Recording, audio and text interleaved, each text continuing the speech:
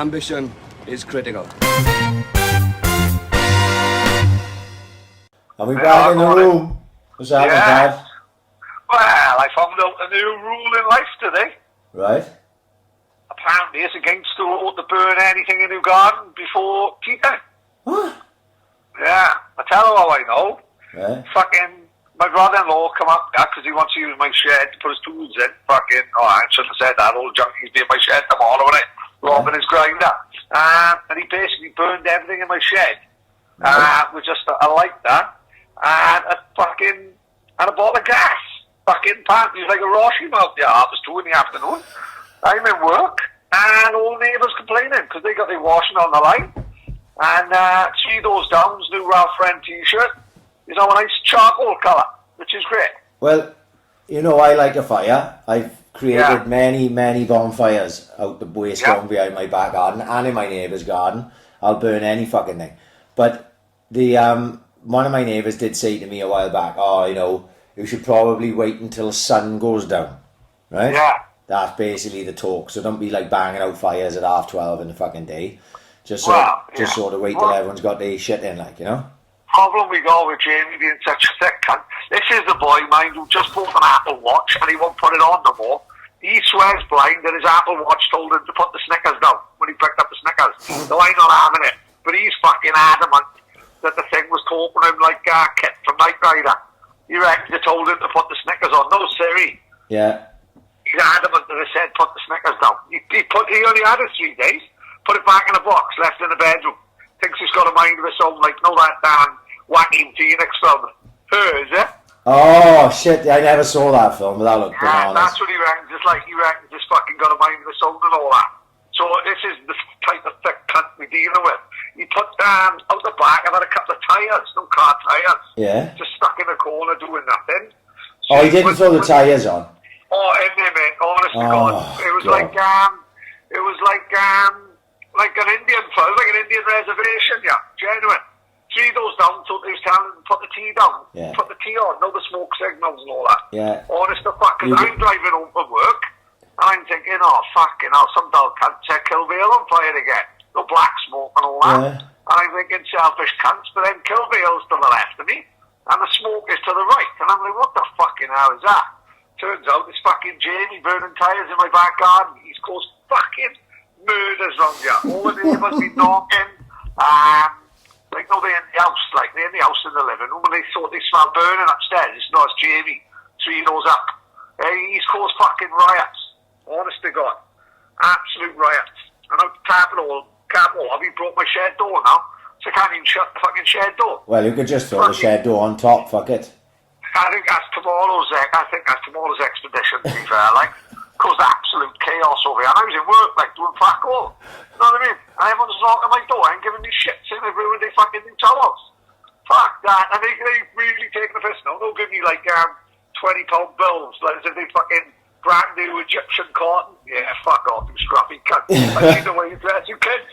You can't do the way you're buying fucking Egyptian cotton towels, you scruffy fucker. Putting invoices through your door from the laundrette on fucking Pretend Road. Fuck yeah. Yeah, I see you go, fucking hell. They wear socks or sandals and they'll cut. And now they try to tell me they've got Egyptian towel, fucking towels. Fucking shove it up your fucking ass. Wait till tomorrow. When I'm fucking running around with jet fluid and all like that. I'll set the back gate on fire now tomorrow. Then we'll see how much it fucking mold for the Egyptian towels. Fucking pricks. Anyway, quiet afternoon. Just another day in paradise. Just another day in Port Eyre, isn't it? Yeah. Fucking crazy. Everyone's, there's murders last night. There's loads of fucking thieves trying everyone's car door. Right. Fucking, they broke into about 20 cars all in the same street. Oh, fuck. This is lockdown for you, see? Yeah, mate. But then again. I don't know whether it's a Swansea thing, right? Since lockdown, there's been a lot more robbing cunts about, mate. Well, look, Pat, you've got to think of it. We talked about this on the podcast. You've got to think about the knock-on effect, right? It's not just sensible people that are locked in their houses.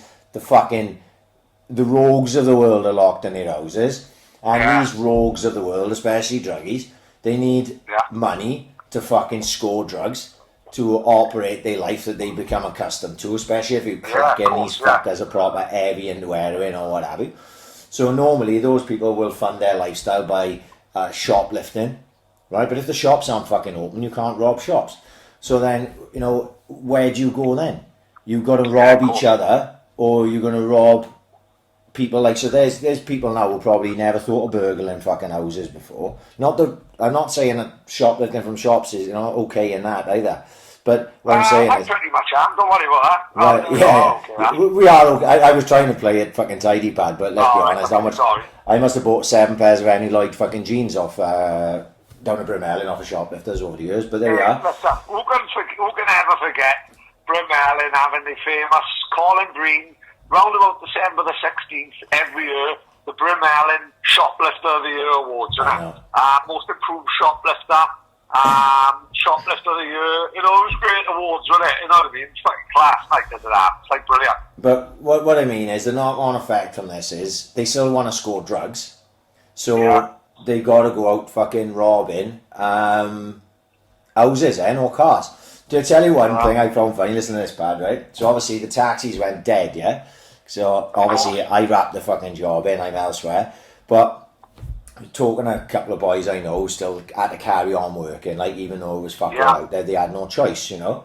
And basically all they were doing, especially in the nights, was running brasses around house to house. So because like studio, because like studio shut down and any other they're not in shops, these girls still had to work. Same rule applies, like, doesn't it? You know. You know, what else do you do if you're a brass, like? So then they're doing it on the phone. Yeah, come over to the house, and they're using taxis as mode of transport because obviously taxi's not going to get pulled by the old bill. So that's all the work that the taxi boys were doing was drug runs and prostitute runs. Wow. The real cream of the crop. It's fucking great. The real cream of the crop. The grand in your fucking house, like fucking devastated. How I don't miss that fucking game, but you know it's. So like you say, the world needs to continue spinning. Like even if lockdown's trying to shut everyone in, there's certain people are still got to get out, and the criminal elements are still going to be criminals. Like that's how cars are getting robbed and houses are getting robbed more than they would usually because they got nothing else to rob. But thankfully they started opening the shops. But I don't know how they can be so inconspicuous now when you're only allowing 3 people in a shop at a time. Like, you know. Yeah, exactly. Like Remember the shoplifters robbed about 60 Furbies. Remember Furby was one of the best stories I ever heard. It was one of the. I was actually I was like really impressed with the ingenuity of it. You know. Well, this is what we've got our classes, right? You're telling me, right? If these boys want shoplifters from the Brimellen, and we won't name no names, if they want shoplifters, they could be like real pioneers of the business industry, can they? Because when you talk about thinking on your feet and working away, which was, you know, a day down 10 because none of the security guards knew it, you know what I mean? And the story about the Furbies basically is, one Christmas, Furbies was the fucking, the toy of choice, like Jingle All the Way job. So you couldn't fucking buy them for love nor money. But then the shoplifters heard the Toys R Us in town had a new delivery and a new batch, like. So they slammed on Toys R Us straight away in the old fucking Sierra Cosworth and walk into Toys R Us, every shelf is stacked full of Furbies. So in one of the aisles of Toys R Us, there was like a Barbie. It was a rocking horse, it was. Right, go on, rocking horse. I'm on about the bin one, I am, with a Barbie bin. And they filled the bin full of Furbies and took the bin to the checkout. So the woman just scanned the bin. So the bin was £1.39, say, but they had 60 fucking Furbies, $8.99 a pop, all in the fucking bin. So she scanned. This is before, you know, like in Morrison's fucking, where you've got to be 18 to buy a banana, and they put you on the fucking, they weighs the bin. This woman scanned the bin, and they are out there then with about fucking $2 grand worth of Furbies. But as they walk in through the door past the security guard, all the Furbies starts going off, do they? They end up running to fucking, running to dropping out the bin outside Staples, and they ended up running all the way back to the Brunelli. And we had to fucking hide them in the cisterns of the toilets, the lot. The fucking, the Brunelli was buzzing like that, like the gremlins. You know the gremlins when they kicks over the house and they end up in a microwave and that. That's what the Brunelli was like. It's fucking Furbies. Everywhere you go to do fucking line in the bog and two fucking Furbies would pop out from the toilet seat. Fucking crazy couple of weeks that was, fucking hell. I tell you what was worrying this week, fuck the Furbies, was how many people said they would bang you when he was dressed as a woman in the artwork he had done for the podcast. Someone said Tony Soprano's mother. Yeah, that was a very, very good shout, Livia Soprano. Yeah. Which is on the money because I'm working my way through it, innit? So at the minute, it's Sopranos. If you go on YouTube now, it's just loads and loads and loads and loads of new Sopranos videos. So I think they're talking Sopranos. Yeah. And lockdown. It's actually made people go and revisit it again. Yeah, well, you know what I mean? Obviously I've been listening to Talking Sopranos and, obviously to us, like we watched it in, I think it was probably, it was 2 seasons in when I started watching it. It was on the 3rd season when I started season 1, right? So that was probably 1999 or 2000. It was actually Lee Adams lent me the VHS cassettes of fucking first 2 seasons. I bought them myself then afterwards.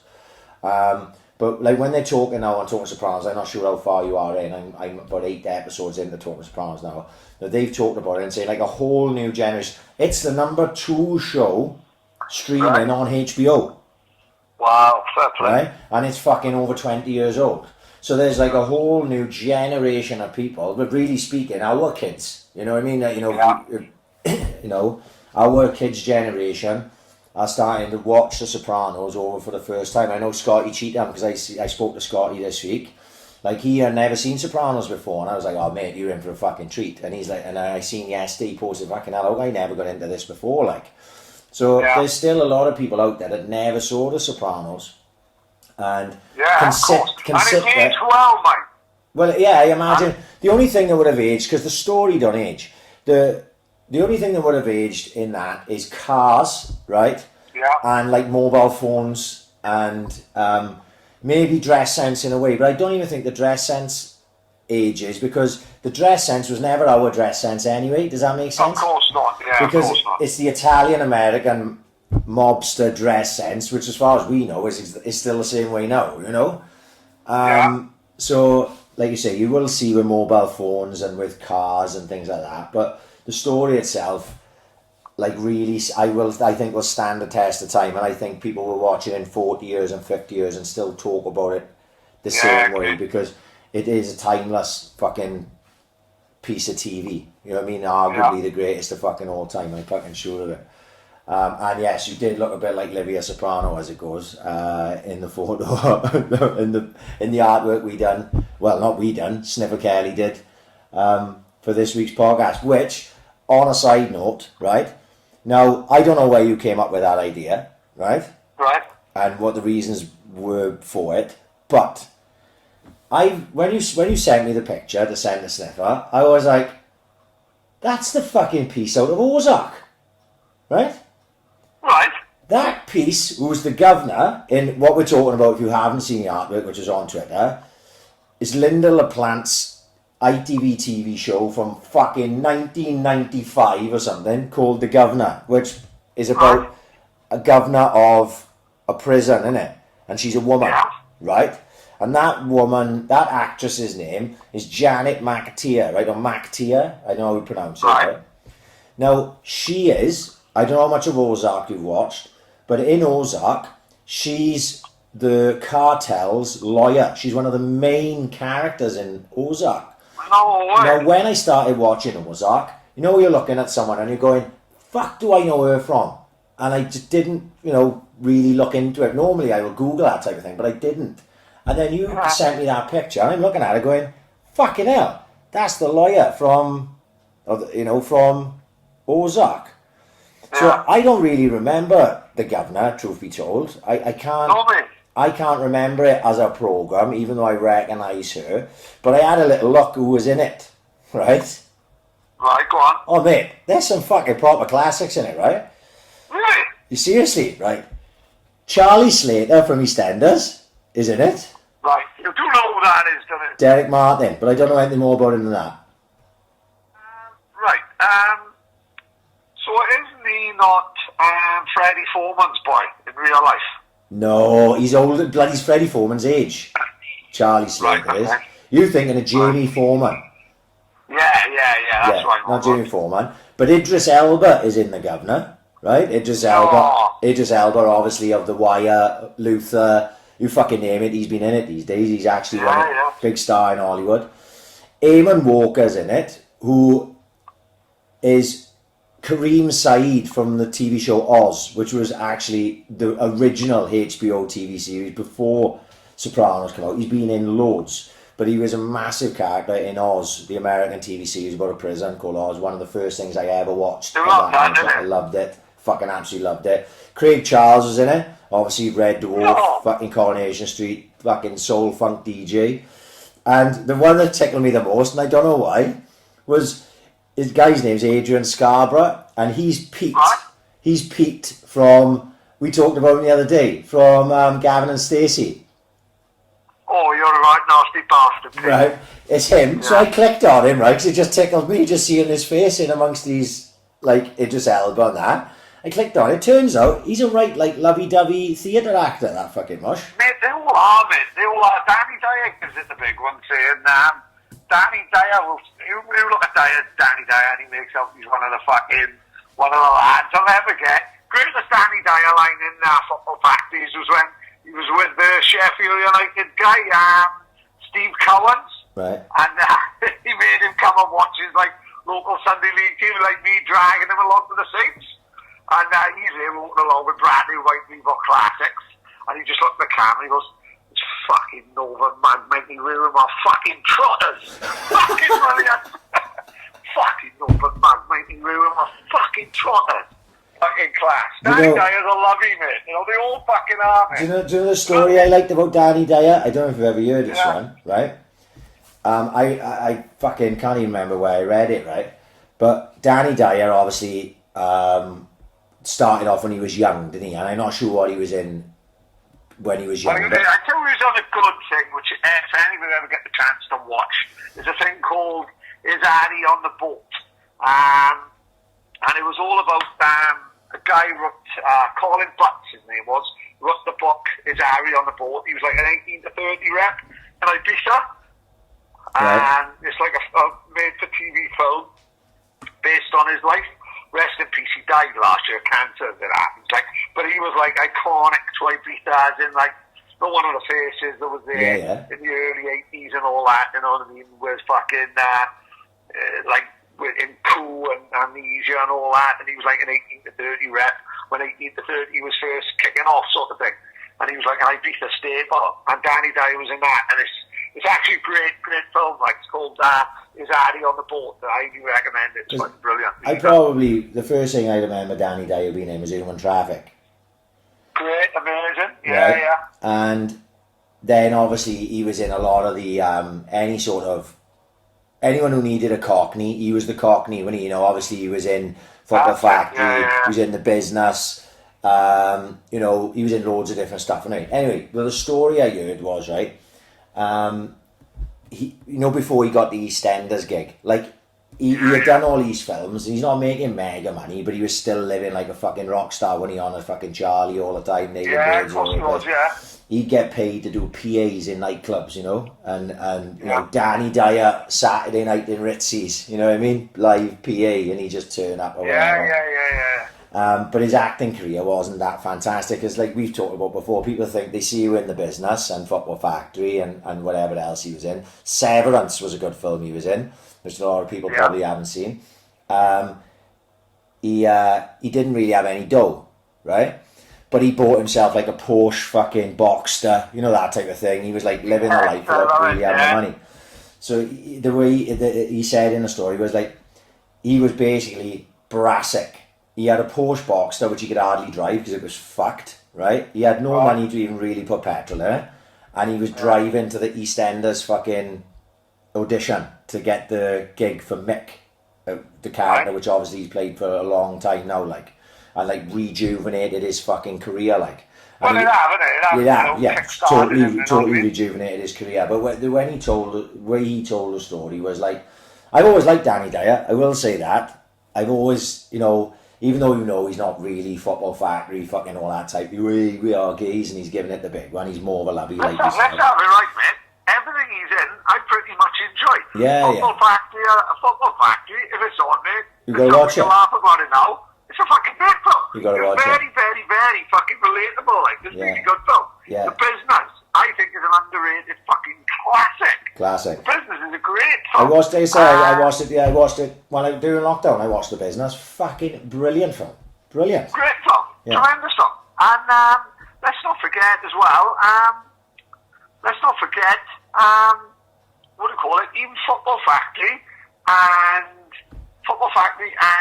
even like Danny Dyer's Deadliest Men. All fucking good, like. Yeah, Danny Dyer's Deadliest Men, Danny Dyer's Football Factories. You'll watch them. They're entertaining. If you're into that type of thing, you watch them. I probably watched all of them. When he meets Paddy Doherty.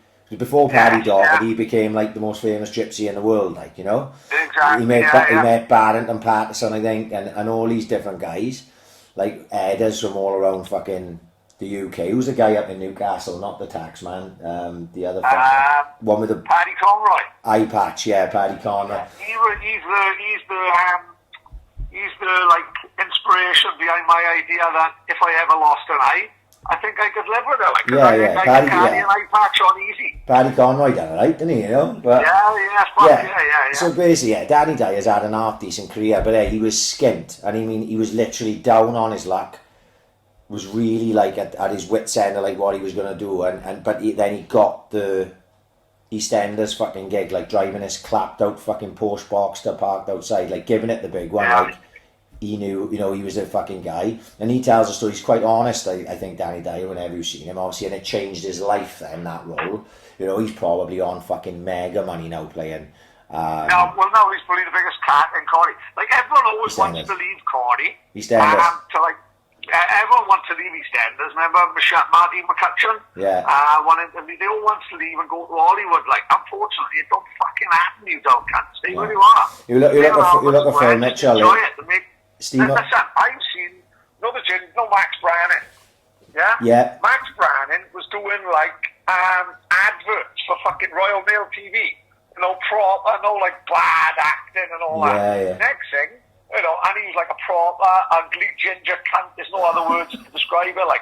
That's what he was. He was like a gormless ginger cunt.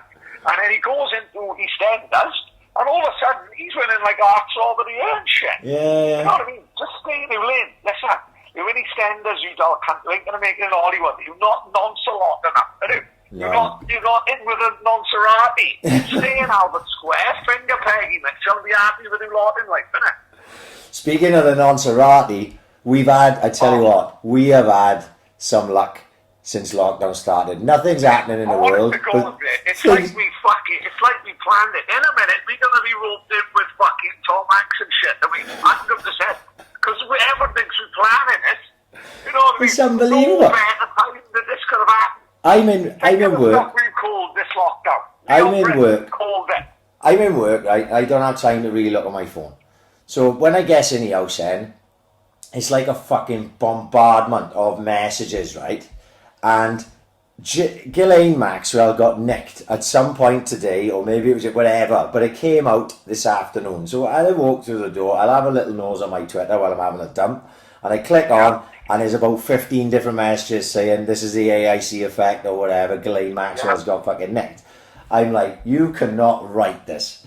Honestly, are we doing it's not tomorrow. They didn't nick her tomorrow.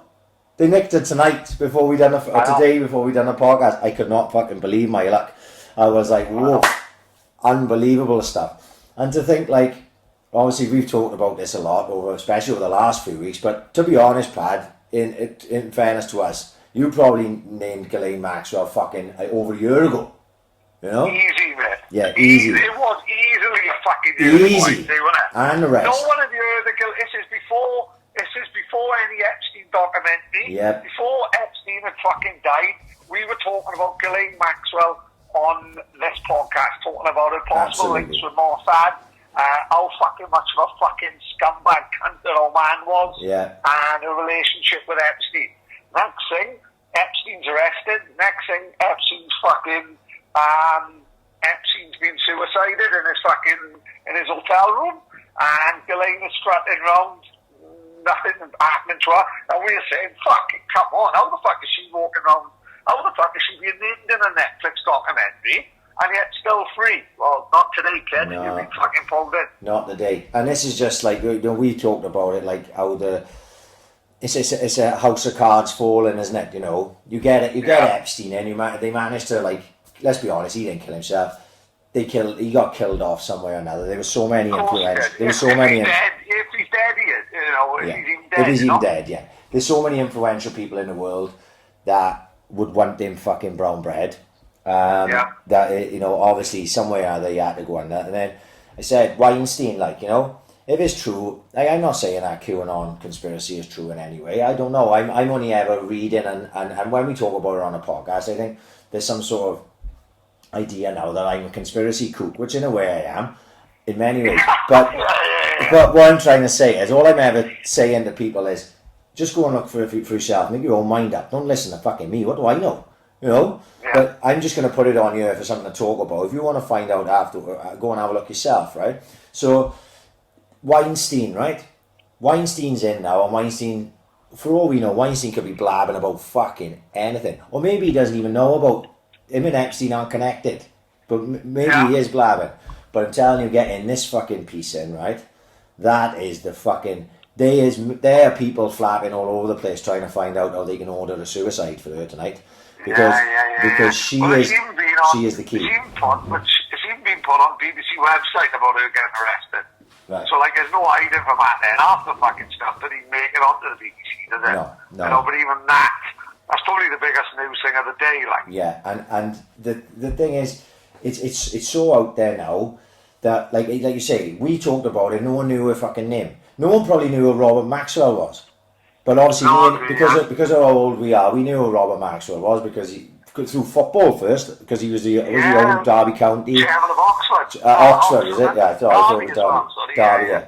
So, we knew who Robert Maxwell was. His death was really fucking suspicious. You can look into that. Just go and fucking Google Robert Maxwell's death.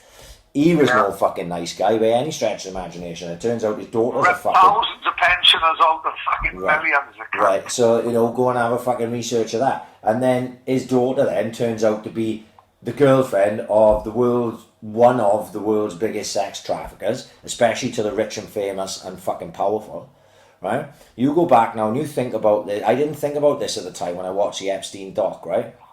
You watch the Epstein doc and you go, fucking hell, right, okay, and we talked about it. And then afterwards I was talking to someone else and they went, you understand that Epstein doc is allowed to be released because they put in all the blame on Epstein, right? Yeah. That it's like a puff piece. It's like, yes, Epstein was manipulative, he could control people, blah, blah, blah, blah, blah, and they sort of push all the blame onto Epstein, where probably the truth of it is, like, he was obviously a massive fucking player, but there's people above him. There's people who control him even, like, you know? So he's just a cog in a fucking wheel. But in that documentary, they never fucking really, they sort of brush towards Prince Andrew and Bill Clinton and that, but they never really point the finger, you know? And now this Ghislane Maxwell, they get her in and they say to her, look, you're fucked. We all know you're fucked, right? But if you sit here now and you spill the fucking beans on every other fucker, then we will find a way out for you. Oh my God, can you imagine how many people she could bring down? Oh, ridiculous. She'd be like Big Pussy when she in The Sopranos. Oh, she could literally take everyone down. And even people we haven't even fucking thought about, she could take down. So there's a lot of people panicking today that she got nicked. Because, the only surprise now thinking about it is they didn't just clip her sooner. Because when you got someone who knows that much, and is that much involved, which obviously she was, you'd think that while she was out and about and she wasn't nicked, they'd have just taken care of her just to fucking not take any chances, like. But yeah, really? her getting nicked, absolutely fucking massive thing that, you know, it could lead to so much more. It's actually really interesting now to be sort of looking at it and see where it fucking leads, like. Because obviously we've talked about it so much in time, you know. Obviously a lot more recently, but like I said, it goes back way over the years, doesn't it? Way. I can't even remember when the first time we talked about this type of thing. No idea at all. I can't even remember. But yeah, obviously we know more now down the line how influential she was and everything. But yeah, it's fucking mad then that she went and got nicked today. You'd think that like she was above the law the way she was wandering around and not getting fucking banged up. Exactly. There's a few of them like that, just walking around like as if you see things and you go, fuck, how could this fucking guy or this piece be walking a fucking planet? You know, if anything is even resembling the fucking truth. How come no one's even questioning this type of thing? Like, you know, like that fucking John Podesta and that, like, which fucking boggles my fucking mind. But yeah, you know, did you see the Turkish news thing? That was on last week. That was fucking mad. I got tagged in a few times. Turkish news. Obviously, it's in Turkish, so I don't speak fucking much Turkish, to be honest. But they had like, it was Turkish news segment, and in the background they had pictures of celebrities. So they had what's her fucking name? Ellen DeGeneres. Picture of a before lockdown, picture of after lockdown, and what they're saying is, this was all over Twitter as well, but it was on the Turkish news, right? Saying how now they're not getting no adrenochrome because they've all been locked in because of lockdown. They're aging terribly, right? Now I don't know if this is true. I'm not fucking saying anything. It could just be a bad day, innit? You know how photos could be doctored, like. But it was on. Are they aging like Morgan's dressed as Teen Wolf, like? Yeah. Oh, looking fucking shocking. Best fancy dress I've seen in a very long time, by the way. But the Turkish news, this type of thing is coming out and out. Like, you know, people only heard about Pizzagate maybe for the first time 3 weeks ago or 2 weeks ago, whenever it was we fucking talked about it. But this thing had been going on for a very long fucking time. And and now it's like it's hitting national news channels. And it just adds to the conspiracy theories, doesn't it? You know, if you're interested in it, it's like, fuck me, they're talking about it over here. Ghislane Maxwell's getting nicked over here. Ellen DeGeneres' show is being fucking cancelled. Jimmy Kimmel's show is being cancelled. So it was another fucking something else was being cancelled, and they're all involved in this. And I don't know whether that's true or not. Who the fuck knows? I don't fucking know. But it all just plays into the conspiracy, and obviously these conspiracies have got more of a life now because people are bored and got nothing else to do. You know? Yeah. So, fuck yeah. Man, we've had no football to talk about. So, all this is fucking a godsend for that. Oh, brilliant. So, like, this is another one. Listen to this one, Pat. This one's going to boggle your mind. Now, I want to make this abundantly clear from the off. I don't believe this, right? So, before anyone gives me shit, thinks I'm fucking crazy, don't shoot the messenger, right? I'm just putting it on, right? Now, part of the QAnon conspiracy, yeah? So, Q, who is the guy that posts on the 4chan or 8chan, whatever it is, forum, that seems to be able to predict what is going to happen as regards a lot of political stuff in America and that. There's been sort of insinuations that possibly could be JFK Jr., right? Right. Stand on now. I just missed the first bit. Say it again. Who's JFK Jr.? Right. So there's been, like, part of the QAnon, you know what Q is, right? Yeah. Q, someone who's inside the government, who they think is inside the government, who is putting out information about they're going to topple the fucking Illuminati type of shit, right? Yeah. So there's been talk, like in conspiracy circles, that Q, the actual poster that is Q, is actually JFK Jr., right? Oh, good Lord. Right. Now, to me, when I first heard that, I was like, right, that's far-fetched, obviously, innit?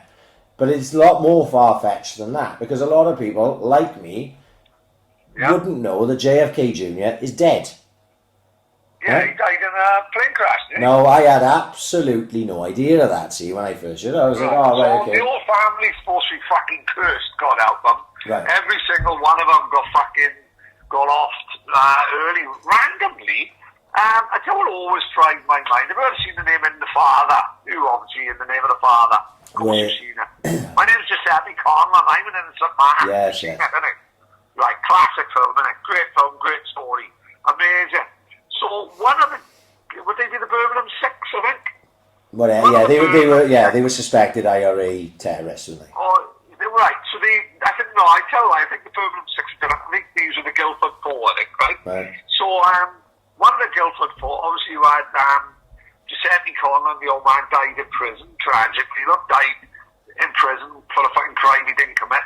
Then his boy got out. One of the Guildford Four married John F. Kennedy's daughter. Bloody As hell. random as it sounds. This fucking guy, Irish guy, who lived in London, and then he was ended up campaigning for people like the Innocent Spiles and people like that, and he ended up marrying JFK's daughter, which I thought was like, that's basically like a working class man marrying into the royal family. Yeah. Yeah, you know, and that fascinated me, like, you know what I mean? Well, but the whole fucking, you look into the Kennedy family, and they say they were cursed, like, because yeah. Well, some of the things that fucking happened to the family is fucking crazy. Well, when I found out JFK Jr. was dead, and I was like, right, so how can JFK Jr. come back? And I was actually my brother I was speaking to, and he was saying, well, the story is, if you believe it, like, that actually JFK Jr. found out that he was going to be killed and faked his death, right? Nice, as you do. Of course you do, you know what I mean? It's quite simple to do that, I'm sure, like, you know. And so then, obviously, I did a bit of research into it because I literally know nothing. That's what I'm saying. That's why I can't get behind this conspiracy, because it just seems so far-fetched even to me. That he flew, he was learning to be a pilot. He was a pilot, you know, and he flew his own planes, and his plane went missing. Then they searched for a number of days. They found parts of the plane in the sea, and they found the fuselage then at the bottom of the fucking ocean, whatever it was. There was 3 bodies in it, like him, his wife, and I don't know, his wife's sister or some shit. And they found 3 bodies. So, like, I thought they would have found the plane. If you're faking your death, they find the plane, but they don't find any bodies. That's what I thought. You know, that's how you can at least keep that going.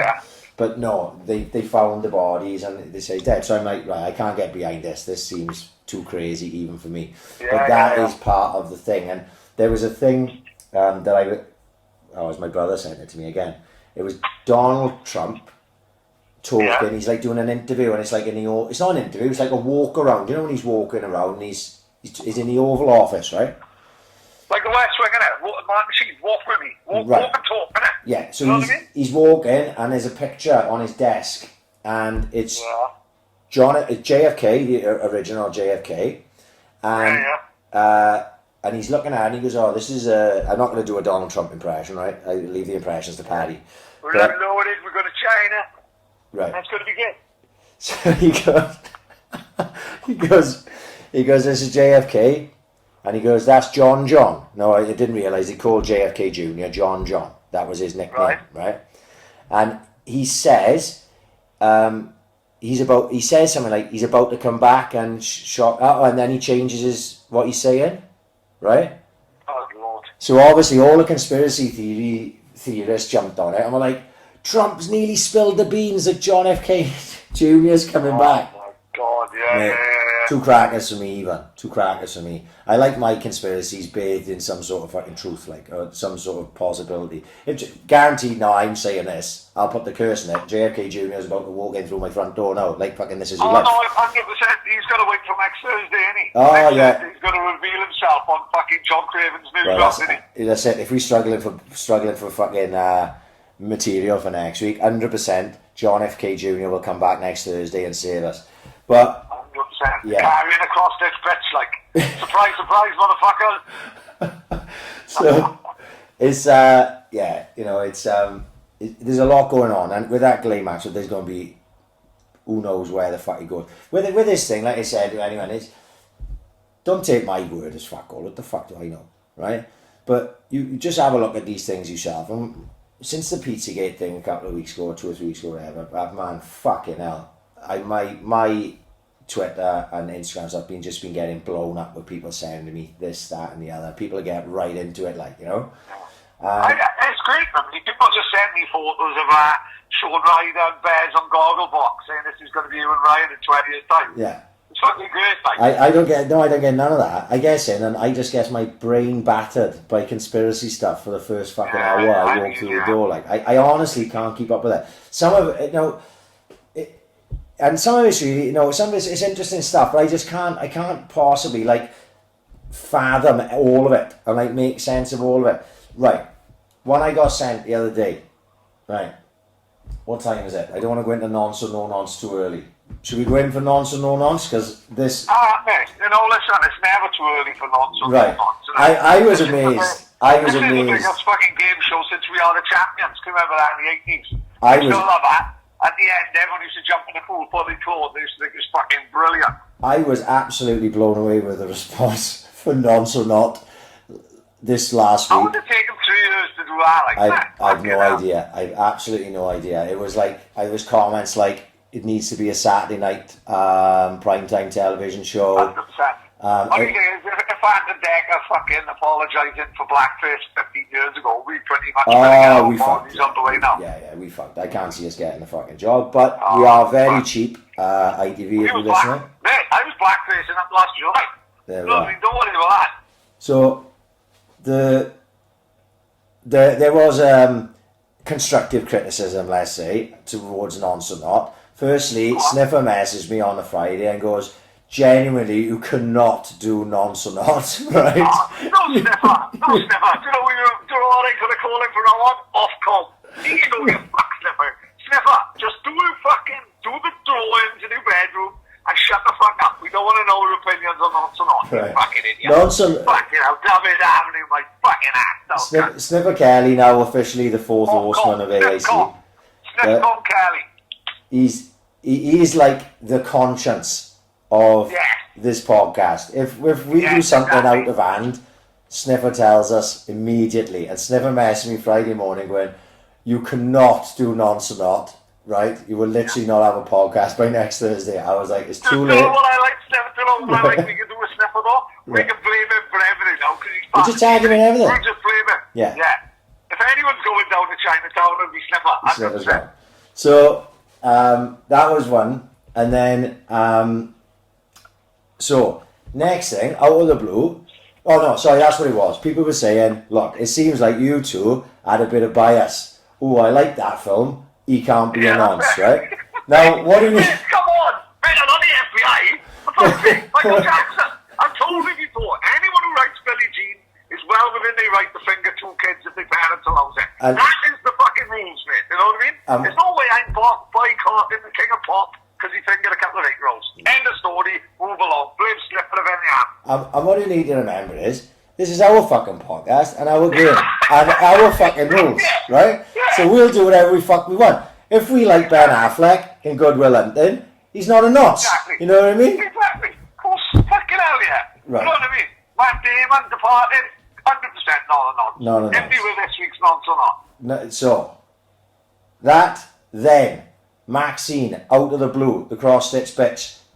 Yeah. We said Demi Moore, no nonce. Right? Yeah. Oh no, she sent me a video of Demi Moore acting inappropriate.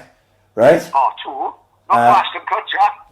No. To like some young kid, and I watched the video, and it's really weird. Now, obviously, it's just a video you can watch on YouTube. You know, it's not obviously there's nothing. It's just really, really weird. And Demi Moore's younger. Like I would say she was probably I don't even know when it's from. Let's say she's in her mid-20s, and she's in it looks like a music school, and she's like kissing this kid on the lips and telling him she loves him and everything, and not kissing him like say a parent would kiss their kids or something like that. Yeah. You know, like really strange. And I was like, oh, hang on, maybe we got Demi Moore wrong. You know? Well, have you ever seen the film Disclosure? With Demi Moore? Demi Moore, Michael Douglas, and she actually rapes Michael Douglas. Oh my God. I think... Well, I tell you what, Michael Douglas, what a lucky fucking bloke. Michael Douglas a one in life, and he's sex addicts. He can more or less cheat on cat and cheat the Jones. Mate, amazing. He pulled it off, and he's in Basic Instinct. Mate, he gets caught banging, and then he just says, "Look, I'm a sex addict." You know what I mean? It's just fucking genius.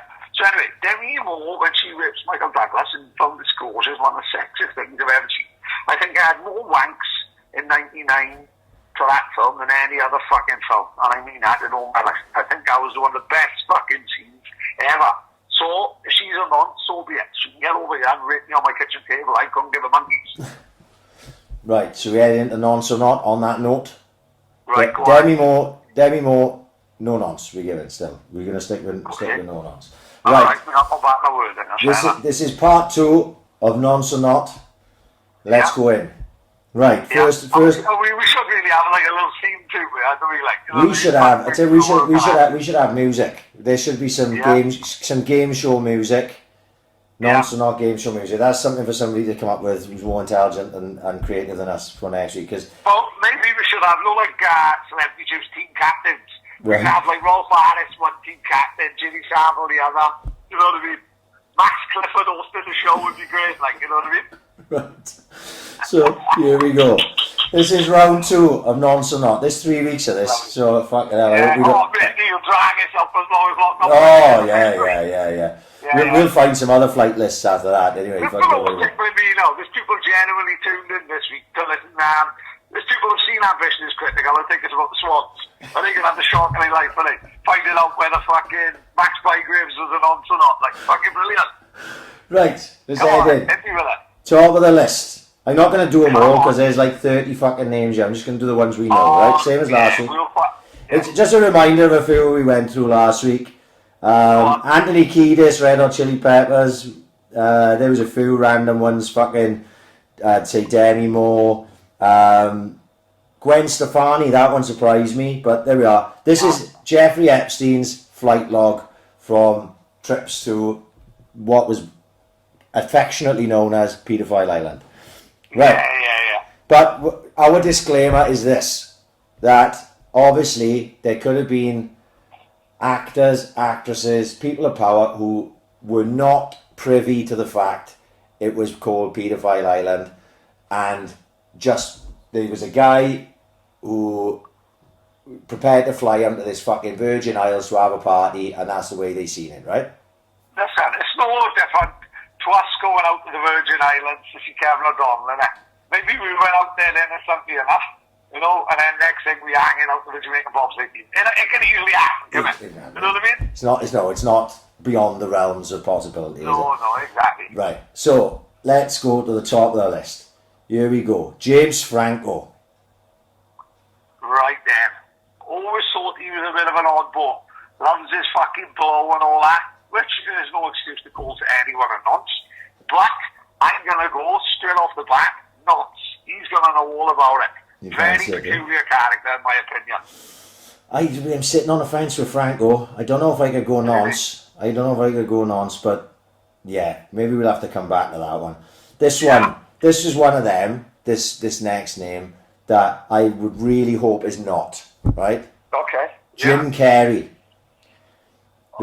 Because look, he's not the king of pop. How can you watch Dumb and Dumber and fucking Ace Ventura and whatever else if you find out he's a proper nonce? I'm gonna say Jim Carrey's been acting weird for a while. If you see a lot of Jim Carrey interviews, it's like as if he's he's like losing his marbles, and like he's about to say something. It's like he wants to fucking break the news, like as if he knows something, but have not said anything. I'm gonna say he's not a nonce. He's like whistleblower. He'd end up being a whistleblower. There's a chance of that. So I'm gonna go Jim Carrey, no nonce. I hope if he outs them all, he like does the old at the end of Dumb and Dumber. We're from Australia. We're from Austria. Throw another strip on the Barbie, mate. Jimmy Kimmel. No nonce. Jim Carrey, no nonce. Jimmy Kimmel, nonce. Right, okay. Just been cancelled. Just had a ride named after him in Universal Studios, Florida. So why would he cancel the show? He's what? He's had a fucking ride named after him. So, the actual ride in Universal Studios Orlando is Jimmy Kimmel's ride through New York. So it's basically him as he walks through. It's like a ride like Spider-Man where it's mainly video. So basically the car moves. The car you were in moves. but you're basically watching a screen and it's like 3D. So although you were moving to the screen, does that make any sense? Right, yeah. So amazing. There's a couple of other rides. There's other rides like it, like Spider-Man is just a car. You want a car and you're like on a track and you're going down. But the way the video screen in front of you is, you know, big fucking 30-foot screen and 3D, your car interacts with that. Like amazing, incredible, best ride you'll ever go on. Been voted best fucking ride in the world for about 30 years till the Harry Potter stuff come along. But incredible. So basically, it's called Jimmy Kimmel's Ride to New York. So you want a car, he introduces his show, the show we got every night in America, 11 o'clock. And you've got the band, his band is there, and it's basically taking you through New York, like, you know, up in the sky, above skyscrapers, falling out the windows. And this ride only opened maybe last year. Now, if the ride opens last year, his show, which is one of the biggest shows in America, at 11 o'clock, they love like a Graham Norton show in America. Yeah. Every night, innit? You know, like James Corden got one. James Corden, massive.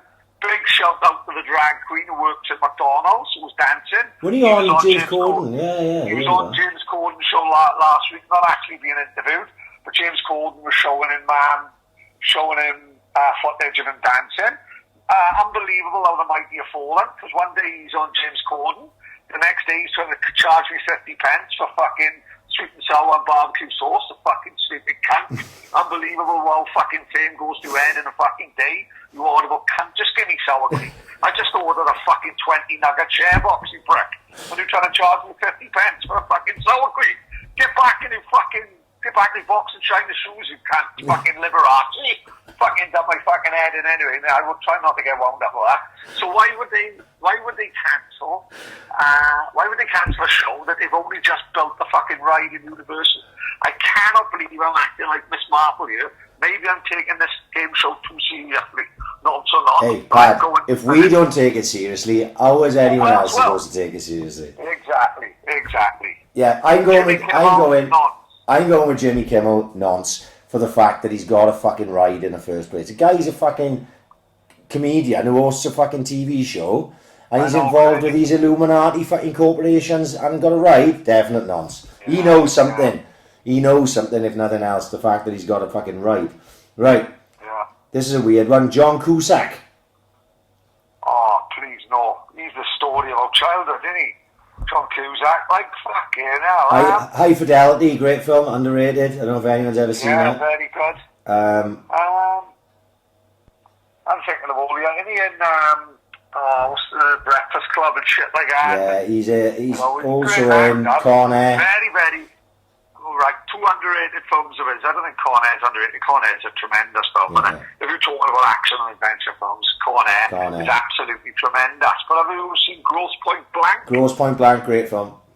Brilliant film. So basically, John Cusack is a mafia hitman that goes back to his school for a school 25-year reunion. And great film, if you can find it anywhere. Grosse Pointe Blank, brilliant film. And Con Air as well. If you're a music fan, High Fidelity. It's probably the most elitistly nerdy fucking music film you could ever watch. Jack Black, John Cusack, Tim Robbins. If I'm not mistaken, I'm sure it's written by a British guy, Nick Hornby. Nick Hornby. Yeah. That's exactly what it was. Fucking great film. John Legend. I can't see John Legend being a nonce. I think John Legend would be one of those guys that was sort of, calling them out, like. Well, no, I mean, he's just sort of gone, oh, hang on, this is part, like Chris Tucker. So I've gone like, oh, there's a party over here. Yeah, go on, I'll nip along to that and see what it's all about. And then thought, hang on, this is a bit strange, isn't it? Somebody lands on the island, he's like, where's the piano? And they're like, oh, piano. They think piano means like 6-year-old boy, don't they? Yeah, some sort of pedo fucking code word. Yeah. Katy Perry.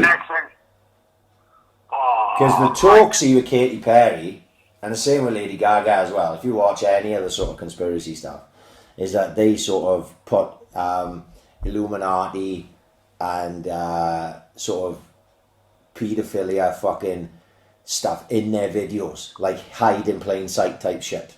You know what I mean? Yeah. And they sort of, I don't know if any of this is true, but they sort of like sold their soul to become famous, you know. Katy Perry was this big churchgoer, who always got her tits out and ends up banging Russell Brand and that, which straight away makes you suspicious, doesn't it? If you're this big church family. And why did Russell Brand get the fuck out of Dodge sharpish? Yeah. And then, let's have it right, Russell Brand went from being a comedian and being a movie star, and then getting with Katy Perry, and then all of a sudden going after the Illuminati. Yeah. You know what I mean? So what's he seen in the fucking house when the doors are shut? Yeah. Fuck me, we're going deep this week. Yeah, no, I know. I used to love, speaking of Russell Brand, just slightly off topic, I used to love Russell Brand's YouTube show called The Trues, where he sort of took the Trues haven't been a thing for about 2 years, but at least maybe I longer than think that. it got too big, didn't it? I think he realised they was all coming for him. They were all, everyone was coming for him. Lost. The media was after him, everything. And there'd be a lot of people that don't like Russell Brand, but I've always liked Russell Brand. I went to see Russell Brand live in the Grand when Tina was pregnant with Niall, and he was fucking great. And I've always enjoyed his stuff. And The Trues was fucking great, because what he did was he took mainstream media news fucking sections when they were talking about something, and then he went, well, hang on, no, this is bullshit. Let me show you what really is going on. And then he'd go behind the scenes, and it was all against mass media and all against globalism and corporations and everything. Even though he's a bit of a lefty, Russell Brand, not, you know, he's very intelligent and he did it very well, and I used to really enjoy it. Like, and then what happened? They started going after him. Media started going after him, and he basically shut it down to give himself a fucking break with being hounded by people who wanted to see his downfall. So that tells you everything you need to know. When if you go after them to the level that Russell Brand could, because he had a following and he's a fucking well-known guy, they will hound you to the point where you fucking Russell Brand ended up bottling it basically and taking a fucking backward step. But The Trues was a fucking really, really good YouTube fucking thing until Russell Brand decided to fucking fold it, because he was going to get his fucking, well, everything was going to be taken from him basically, because that's the way it works. Right, Katy Perry. Well, hang on, before we move on from Russell Brand, I don't know if you ever noticed, there was Russell Brand's Ponderland. Can you remember that? Yes. It was on Channel 4. Yes. Amazing. Absolutely incredible. If you ever get the chance to go on YouTube and look at Russell Brand's Ponderland, it's just him talking about old TV clips. Him talking about old TV clips from the 80s and all that. Very, very, very funny. Amazing. I read his book. Like I said, Russell Brand is like Marmite to people. Some people just look at Russell Brand and automatically fucking hate him. I've always liked him, and I've always liked the stuff he's done. I read his book. Yeah. And my bookie book. Yes, he had a hell of a life. Yeah. You know, he's proper. He's a proper head case. I remember when he was on MTV and he was proper off his head, and all he did was walk around nightclubs interviewing people who were off their head on pills, and it was fucking hilarious. You know, do you remember that? Me and you will know know the reason he got sacked from MTV, won't it? If you remember. Well, when he naked I can't even remember what he did now. No, the day after 9/11. He was walking around dressed as Osama bin Laden. Oh, that's right, yeah. But he was heavy on the fucking crack and stuff at that point when he was in... He was off his head. He was off his head on drugs. Russell Brand's book, My Bookie Book, is fucking well worth a read. Right, let's move on. Kevin Spacey. I don't think there's any doubt of this, is there? Oh, man, he's probably the most obvious one we'll ever have. Yeah. You know, full on nonce. Full on nonce. Now this one... I know how I feel about this. Madonna Ciccone. Madonna. I can't imagine Madonna on Epstein's jet. How does that work, like? Oh, fuck yeah, now. Madonna's, like, see, if you go by, because obviously the story got to make sense. So if you've got to have some sort of touch with certain fucking levels of society to even become big, then you have to know about this type of thing, even if you've turned a blind eye. Yeah, of course. Yeah. So there's a chance. Like my radar for that doesn't say yes, Madonna's nonce. But then again, I didn't think Demi Moore either until I watched this video earlier. Now I'm convinced she's a fucking nonce. So I'm gonna go no with Madonna, but who knows? There's, she did a lot of like, what was the Life is a Mystery. What was that stage of her career? Oh, listen, Holiday and Lucky Star, two of the fucking greatest pop songs ever written. Don't worry about that. Do you know when I went to Fake Festival, right? Not when I went to Fake Festival, when Fake Festival was in Dubtoberfest that I went to about 3 years ago. Yeah. Which actually was about 3 years ago, fucking last weekend or the weekend before. Anyway, on the Sunday, Fake Festival was fucking great. Obviously Fake Festival, cover bands. They had Red Hot Chili Peppers and Sting and the Police and fucking everything. Well, the girls wanted to go to the... Madonna was on like 6 o'clock a fucking night, right? And they said, we'll go down. We want to go down into the mix, if you mind the kids. And me and Louis could go and watch Queen then, and they were last on. Well, me and Louis sat there, pissed, singing every single word to every single Madonna song that was on. Yeah. Like, honestly, having a fucking all the time. You know all the words.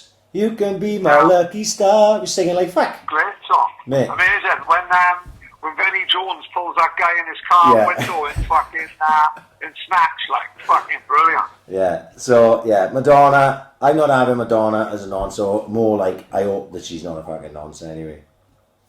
This was a weird one. I was surprised to see this. Marshall Mathers III. So that's Eminem. Fucking, I could see it, could you? No. Eminem's no nonce. I'm not having that. No. No way. I'm not having that. I can't see. He's a nonce, Gray's a nonce, 50 Cent is a nonce, no. He's gone on there just to try and lose himself. No, definitely not. No, nonce. No nonce. Meryl Streep. See, Straight Thatcher the cunt. This is an interesting one. This is why this is an interesting one, because it all ties in.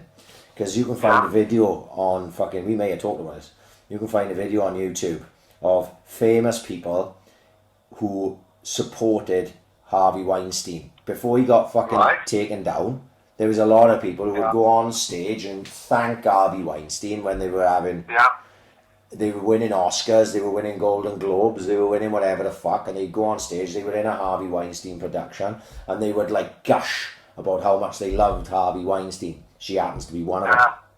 Harvey Weinstein gets a fucking standing ovation, front and centre's Meryl Streep with the cameras on her, So, like, if you're at that level of where Meryl Streep is and was, and one of the finest female actors of all time, right? You can't tell me she didn't know something, right? So, she turned a blind eye for all those years. Now Weinstein's a fucking scumbag and she's gone quiet. She's not coming out and going, I got it wrong. So I think Meryl Streep, if she's not a nonce, she definitely knows something she ain't fucking saying. And that goes the same for this next one coming up, Oprah Winfrey. Oh, she's the biggest nonce of them all, she is. Right? 100%. Yeah. Such a level of superstardom. Is she the richest black female of all time? Very likely. Fucking hell, I would say I would go for you. Yeah, she's very, very powerful person. Again, same thing, Harvey Weinstein thing. You can find her clapping, supporter of Weinstein and everything. So there's no way you couldn't know. You couldn't be that bigger sort of supporter of him and not know. Even if it was, you use the excuse of, this was par for the course in the industry at the time. You can't, you still knew. So, and if she's on the Epstein plane as well as that, right? That's two sort of dodgy situations that you've been tied to. So what else is going on behind the scenes? There's a famous saying, right? There's no smoke without fire. Absolutely. You know what I mean? But after this afternoon, believe me, there was a lot of smoke and a lot of fucking fire. And my fucking brother-in-law set that tire on fire. Uncle Winfrey was there with the fucking jiffy oil. We are throwing petrol all over the fire as well at this point. Exactly. I just hope we make it through to next week.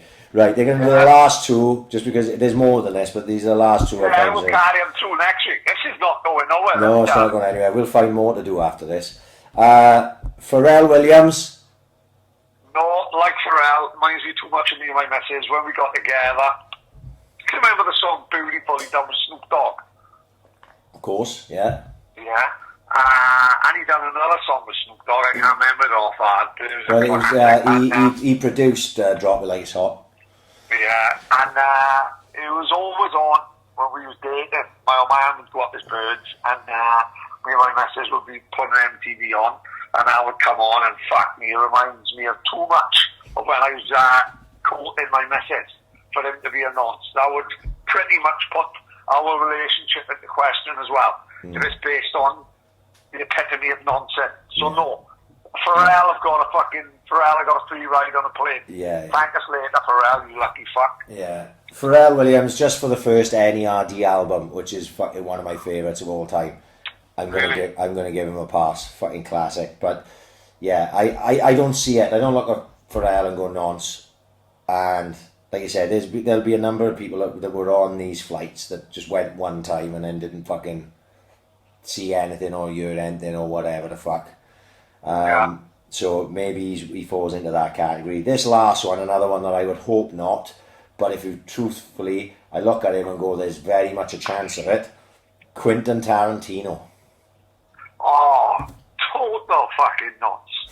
Total nonce. You wouldn't even have two questions about it. There was murders about him with Uma Thurman, didn't it? They reckon when Uma Thurman was filming either Pulp Fiction or Kill Bill. Kill Bill, yeah. He was supposed to be always touching her inappropriately and fucking shit like that and fucking genuine. Yeah, you could see it. Very, very odd. You could look at.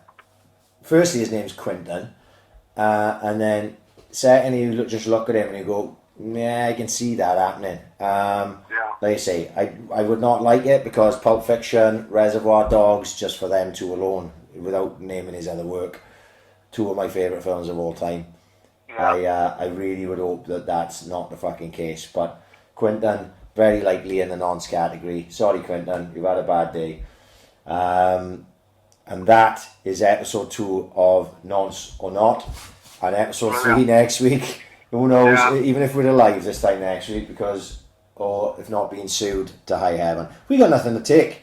So they can fucking sue us. You know what I mean? What are we going to do? You know what are they going to do? What are they going to take of me? We paupers. We peasants in the game. So it doesn't matter. Apart from shutting the fucking podcast down, we'll take our chances, Pat. We'll take our chances for a bit of banter. Don't be worried about that. There we are. Nonce or no nonce. Tell you what I did see this week, which we talked about a couple of weeks ago, and I really enjoyed on Sky Documentaries. Sky Documentaries class, by the way. I really had an order on this week. Totally brilliant. Right, and I saw a couple of things, right? So, I saw Wu-Tang Clan of Mics and Men. Right, let's take them all. Any good? Really good. Now, really? I put a little disclaimer in with this, because obviously it makes more sense if you're in anything like this. Makes more sense if you're into the music and that. But a lot of people watched The Last Dance and never seen a game of basketball, right? I'm not trying to compare the two, but I'm just trying to say that don't be put off by the fact that you're not into rap music or not into Wu-Tang Clan, because if you watch you watched Hip Hop Evolution, and it's brilliant, isn't it? Right? Yeah, it's great. And Wu-Tang Clan of Mics and Men works in the same way, because it just tells you the story from start to finish of how they made it, and where they came from, and all of them, it's mad to think that like 9 guys all came from a certain part of Staten Island, which is apparently a fucking hellhole, right? In New York, and they all came from basically the same project block called Park Hill, but they call it Killer Hill, right? Because it's fucking just drug infested, gang infested, fucking terrible place, right? And they grew up in fucking just poverty. And what you got to remember with rap music, like obviously I've been in rap music for a long time, They came in '93, which is really is the golden age of rap music from about 1991 to maybe '96. Right? It's they're like the proper golden age, and they were fucking huge, right? But they came from nothing. They were in that time. There was a lot of like people. You had like the gangster rap thing, like Dre and Snoop Dogg, and then there was like a New York scene that was hardcore, like, and they're all talking about drugs and guns and stuff like that. And a lot of it, like, they weren't really like that. They were just rapping about that life, if you know what I mean. Like Tupac, for example. Tupac was an art student did drama in college and everything. Like, yeah, but to be fair, mind his mother. Well, she was a Black Panther. And the Black Panther. Yeah, like, yeah. But what I'm saying is, he was running around talking about shooting guns and that. He didn't do that until he became famous. The first group that Tupac was in, called Digital Underground. They were a bit more like, if it's just to use as an example of what they were like, they were a bit more like De La Soul, a bit more like Tribe Called Quest. They weren't gangster rap, right? So, but with Wu-Tang Clan, they were legit, right? Really? They were legit heavy. They talk about it I already knew this because I'd read about them so much in the past, but they were legitimate drug dealers, and actually, it doesn't show this in the podcast, but in the documentary, but I heard before, like, they run guns, they were into fucking all sorts. They were like proper, street level gangsters, like, like crooks. And they were dealing to fund the music. Same way Eazy-E was a big drug dealer, and his drug dealing funded NWA. They had other guys behind them. It talks about, well, spoiling it all for the documentary. They had other guys behind them who were just drug dealers, and they just basically were laundering money through the record company to build Wu-Tang. The footage is what I love. Like, you see these footage of them when they were young, like 91, 92, before they even made it. And the story's like, it's just a really good story how they go through. And some of them were like, when Wu-Tang actually hit the charts, two of them were inside. Like, they were legitimately in Nick, one of the other guys had already had 2 felonies. One of the other boys' kids had got shot. It's like a fucking mad story because they were proper hardcore, and then they ended up becoming there, and it's like a multi-million-dollar company. They had like 3 companies or 4 companies attached to them, like Wu Wear. They had their own clothing label, which is still big in America now. You can get Wu Wear here, but no one would wear it. It's like it's like an urban label, like, and they've made fucking mega money. But it's such a good story because they go through how they made their rise, and then the fall, and then the comeback and everything. It's got a bit of everything in it, and I really enjoyed it. 4-part mini series made by Showtime, so it's got all of it's professional. It's fucking so, and every one of them is in it. It's really, really worth watching. You don't even have to be into rap music or anything like that, although it will help if you are. But it was great for me because I remember Wu-Tang coming out. Like, I used to buy this magazine called Hip Hop Connection, and I was like big into rap music, and used to get it like monthly, I think it was. And that's how I found out about Wu-Tang, because they had released a song called Protect Your Neck, and they had released it, like, just taking it to radio stations in New York, and radio stations were just playing it. They had no record deal, nothing. And they were a big buzz for them in New York, and people were reporting about it over here. This band are going to be fucking huge, and then I remember them releasing it over here, and me and Ashley Jenkins, we had no money. It was 93, so I was like 13 or 14, and we split the cost of buying a cassette, right? And we took the cassette straight back to my house. And I had like a double-deck hi-fi where you could record from one to the other. So we just popped the tape in, put a blank tape in, and we recorded one straight to the other, if you know what I mean. So we had 2 copies of it then. And I kept the artwork and the cassette case.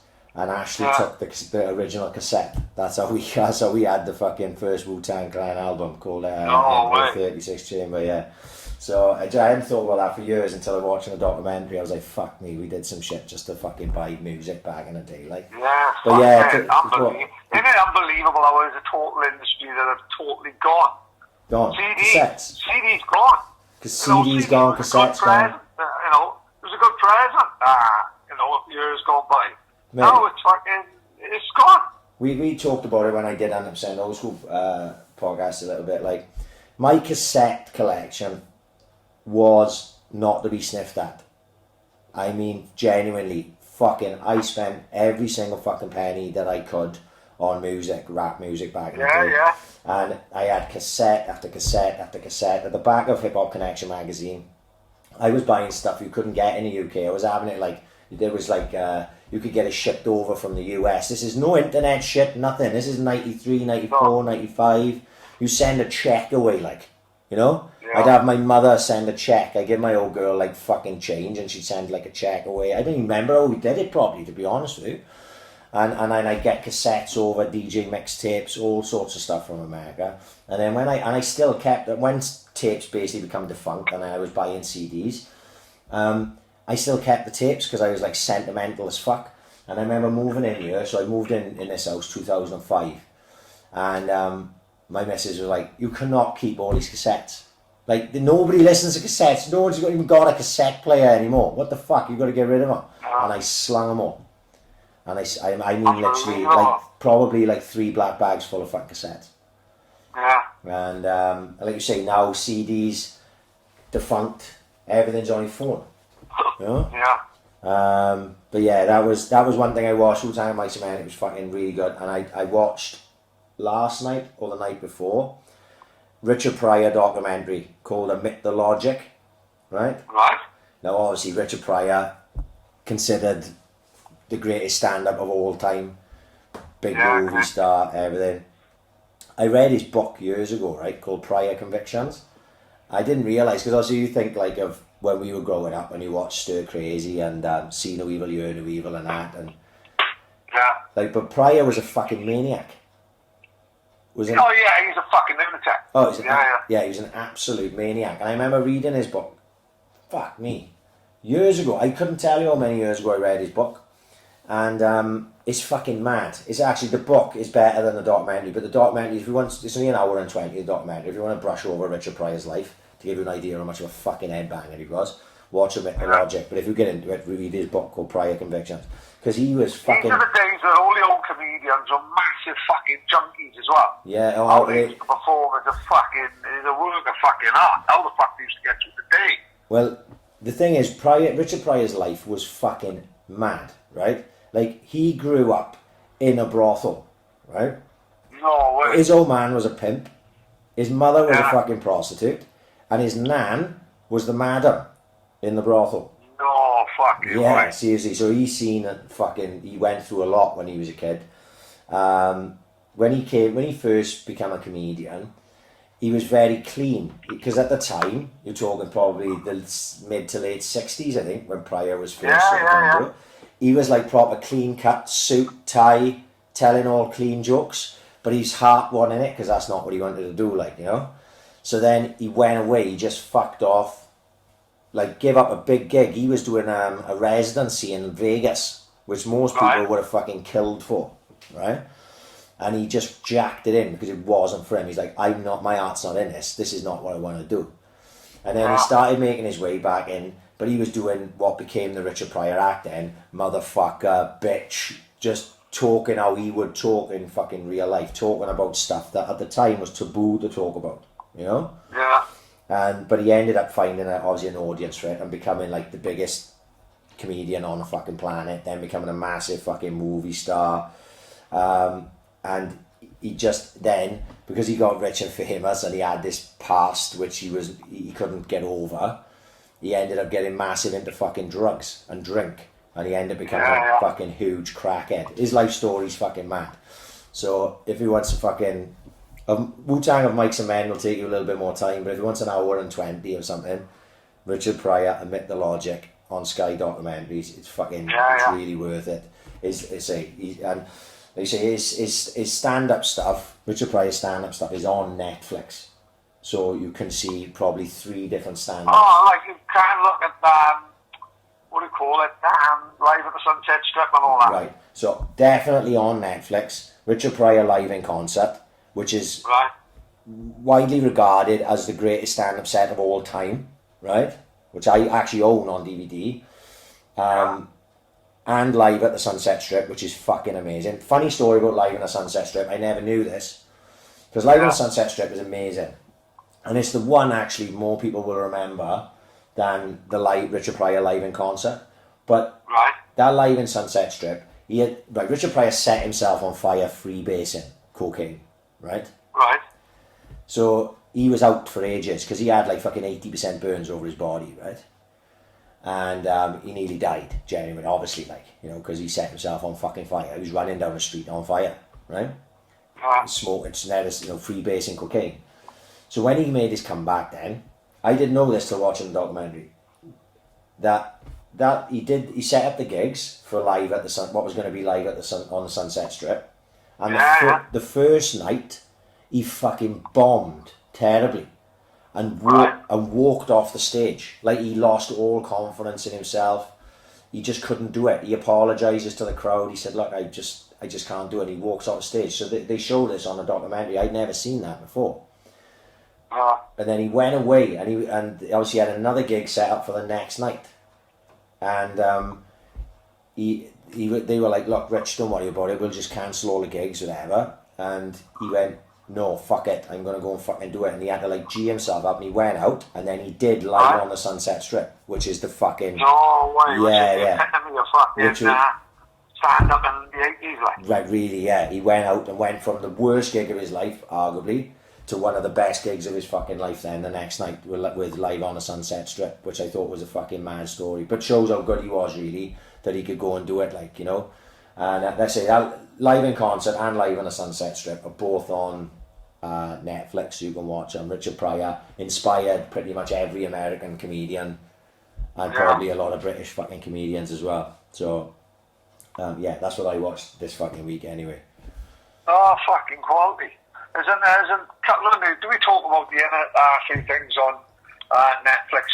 Something called The Innocence Files? Right, no, I've had that on my list for a little while and I've not watched it. Right. If any of you, like, in this country talk about, like Black Lives Matter, whole thing and all that, you stick on The Innocent Files and doing any of that. Because lumping all these fucking cases, right? No, America, we've said it before, and America's such a racist fucking country. It's fucking unbelievable. If you've got any doubts about it, stick on this Innocence Files, right? Because 90% of the fucking cases are all about black men. It's fucking absolutely crazy. Like, black men being charged and doing 20 years for crimes they hadn't committed, and then being let out like after 18, 19, 16 years. It's fucking sad and scary.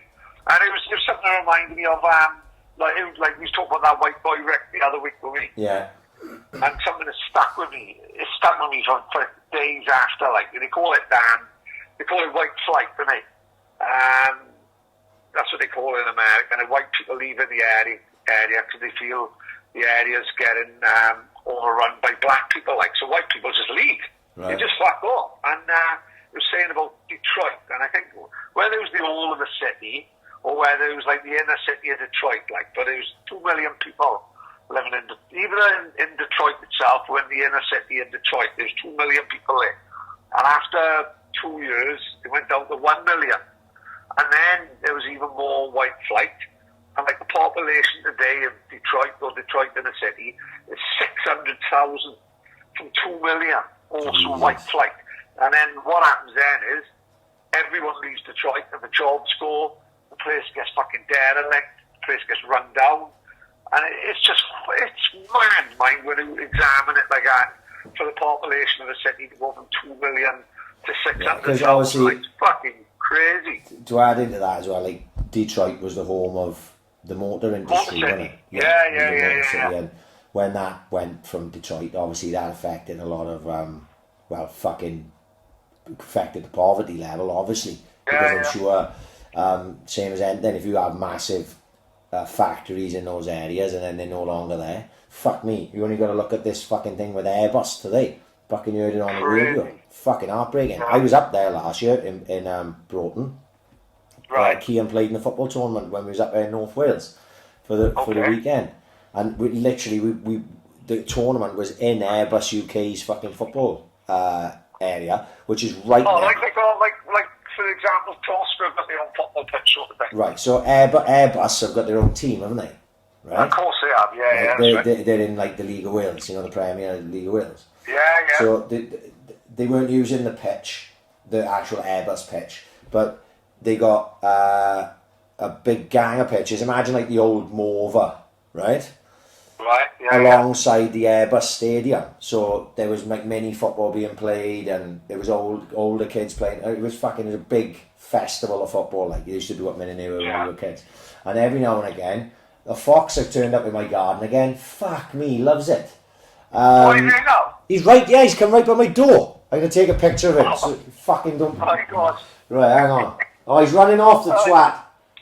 Kerry Farrell just rocked Oh, up he's the gone. garden. Fucking hell. Anyway, the planes were landing and taking off. All day we were there. So, have you ever seen one of those fucking planes, right? Because they carry wings and bits of aeroplane, they are fucking gigantic. Okay. They're not like anything you've ever seen before in your life. Imagine how you would picture a plane. If I asked you to draw a plane, right, we draw pretty much the same thing. These aren't like that. These don't look, I swear to fuck.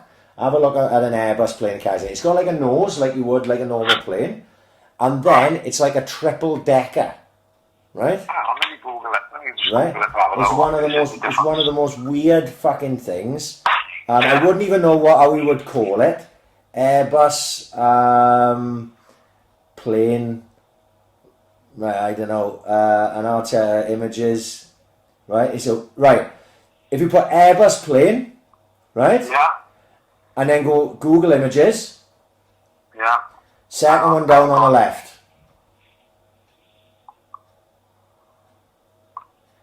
Can you see it? Jesus Christ.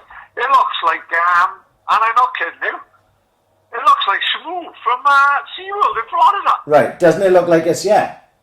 Right? Oh, these generally, they have painted fucking eyes and a fucking mouth in it, like a killer whale. Mate, Airbus Beluga. they were landing fucking every now and again. They just kept landing throughout the day. I was like, I've never seen anything like that in my life. What's going on? I've been on a piss for 2 days as well. I thought I was seeing things.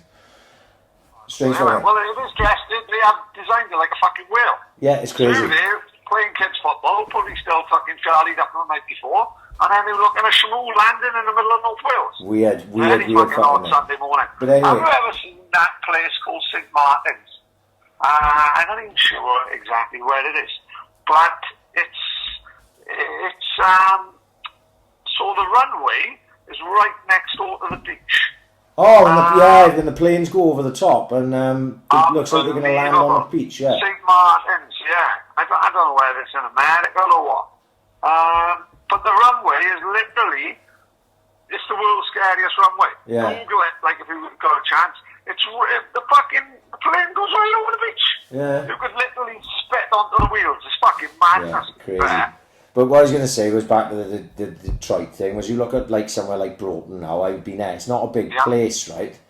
But I imagine Airbus, I know, you're talking about they're losing like 1,500 jobs or something up there. That probably devastates the local economy up there, because that is all they've got up there. They've got Airbus, as regards like a big area. It would be like with the Tata Steel thing.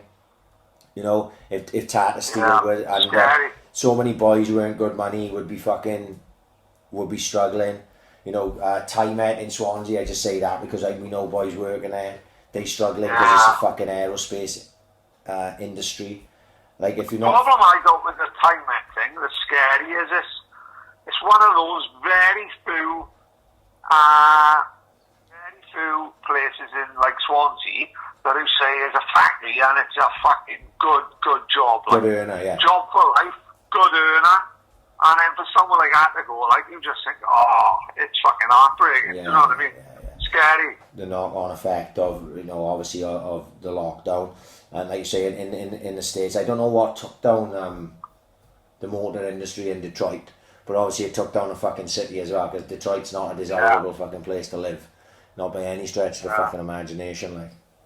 But yeah, as regards the Innocence Files, I've been meaning to watch it for fucking ages, but like you say, the corruption never ends, does it? No, I agree. And it's a shame. It's hard to, you see what's gone on recently, and with the killing of, George Floyd and other things that have happened in the past. This is not a new thing that's happened just recently with the police. This is an ongoing fucking thing. And how many things do you know about where fucker, and I don't mean just in the UK either.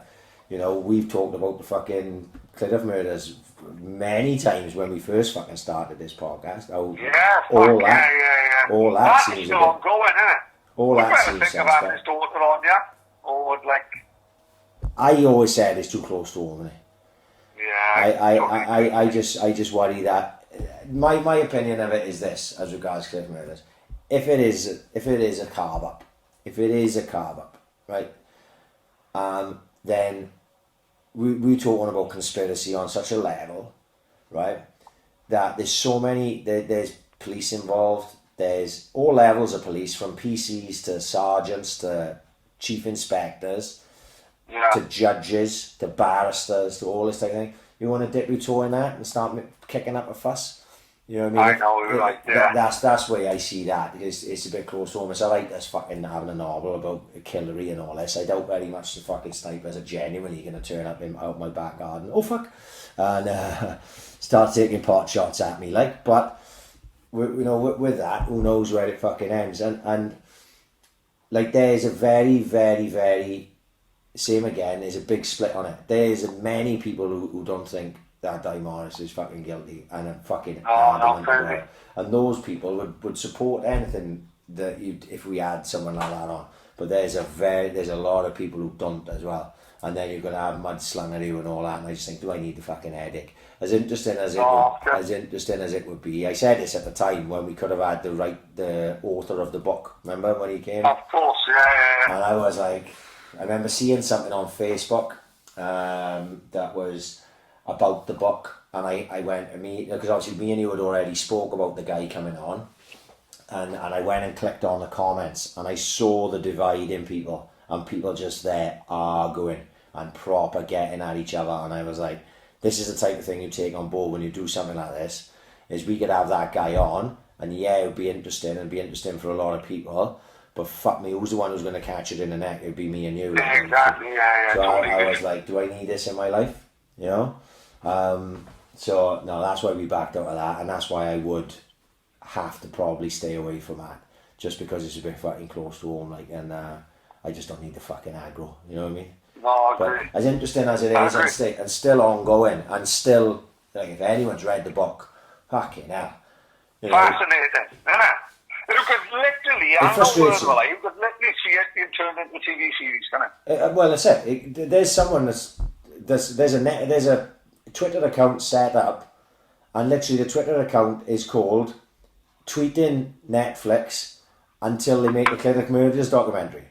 And every day they tweet in. Not very catchy. No, but it's to the point. You know where you stand with it. Fuck yeah. They're tweeting Netflix every day.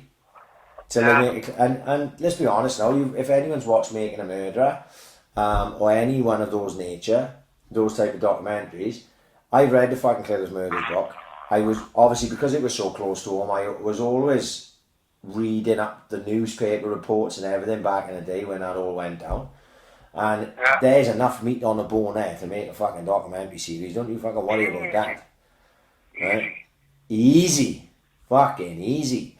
Whether they ever would, who knows? But, like I say, there's still a lot. And for me, and after reading a book, which made me fucking angry at points, it's a fucking, there's so many questions that need to be answered there, but may never, ever get fucking answered, I agree. Like I say, we've talked about that fucking plenty in the past, and you know, it's like I say, it's a bit close to home, so I wouldn't want to fuck around too much with it. But you know, go and read the fucking book, make your own mind up. Like I say, we talked about it. People go and read the fucking book, but yeah, that is that really as regards that.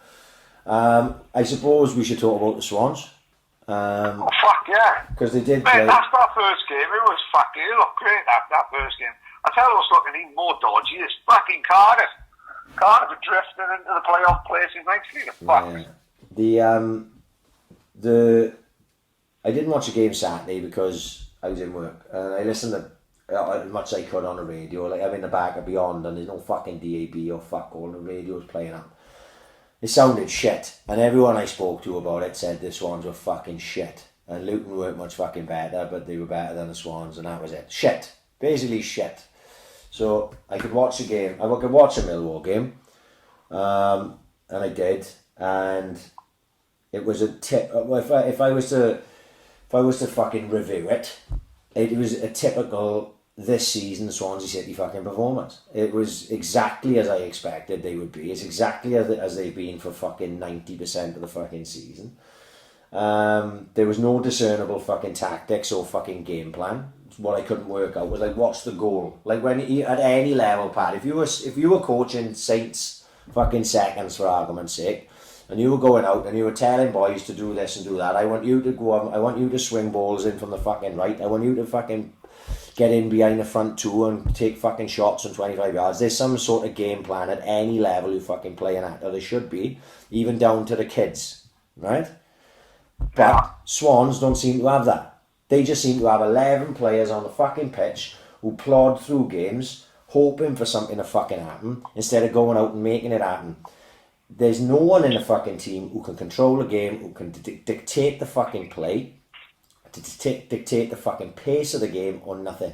We just seemingly go through the fucking motions, hoping that we get lucky at some point and score from a fluke fucking mistake or an head or something. We don't actually take the game by the scruff of the fucking neck and go after it. And to watch, because like I say, we haven't had to watch it for a little while, and that we should be fucking glad of.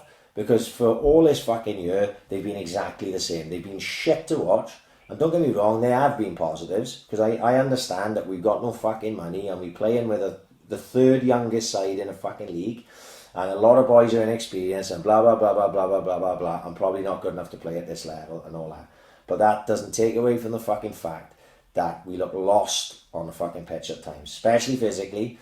Millwall were fucking monstrous next to us physically, and completely, on top of that, completely outplayed us in the first fucking half, and would have been unlucky to draw this game 1-1, really speaking, because they should have scored a number. The first goal they scored was way too easy. We just they strolled through our defence, made it easy. They could have had a couple more after. Brewster then went and missed a fucking absolute sitter, which I don't know whether you saw. Yeah, I did, yeah. He kicked it into the ground, and defender did well, but really speaking, you've got to score from it. We said that was you can make those as a young man. You can miss those. There's no problem with that. But we don't create enough chances, so these chances are few and far between. So when you get them, you've got to take them.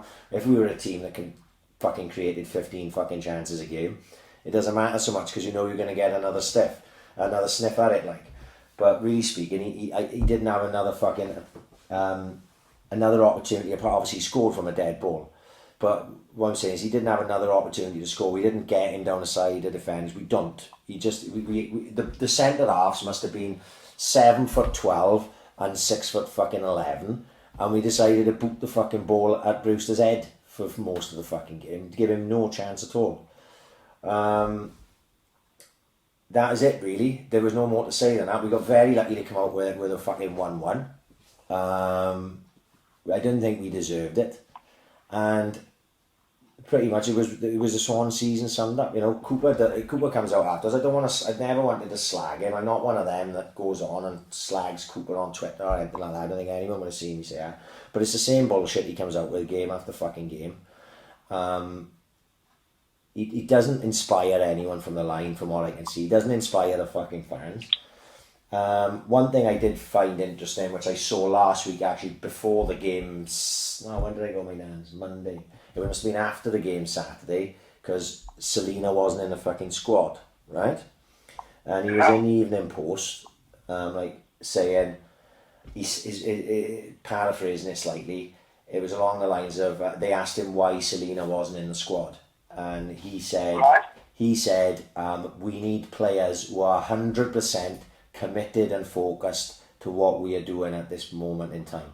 Well, that's a major fucking flag, that, isn't it? Exactly. Right. So there was a little bit more to it than that. Not to take that line out of context, but that was the telling line. You know, he did go on to say, look, we will be needing Selena and all our squad as we go through the thing and blah, blah, blah.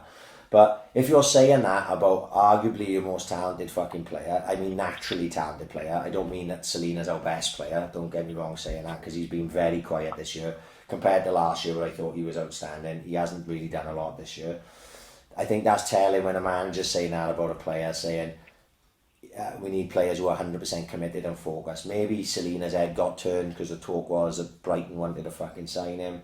Maybe he just doesn't like looking at fucking Cooper day in, day out, because I can fucking imagine that as well, because he's fucking paid. Oh, man, yeah, fuck yeah. It's like fucking me looking at Dawn every day. When you're looking at Gomas fuck every day for fucking 6 years running, you're going to be a little bit fucking disheartened, isn't it? This is what Selena's feeling like with Cooper. Yeah, it's off-putting. But I think it Mitchell tells you... Power come up with a good shout. I was literally about to say the same thing. Go on. Really? Yeah. I worry for next year.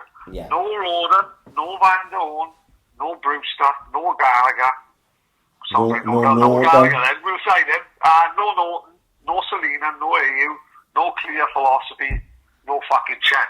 Yeah. Fucking spot on, mate. Yeah, I was about to say the same thing.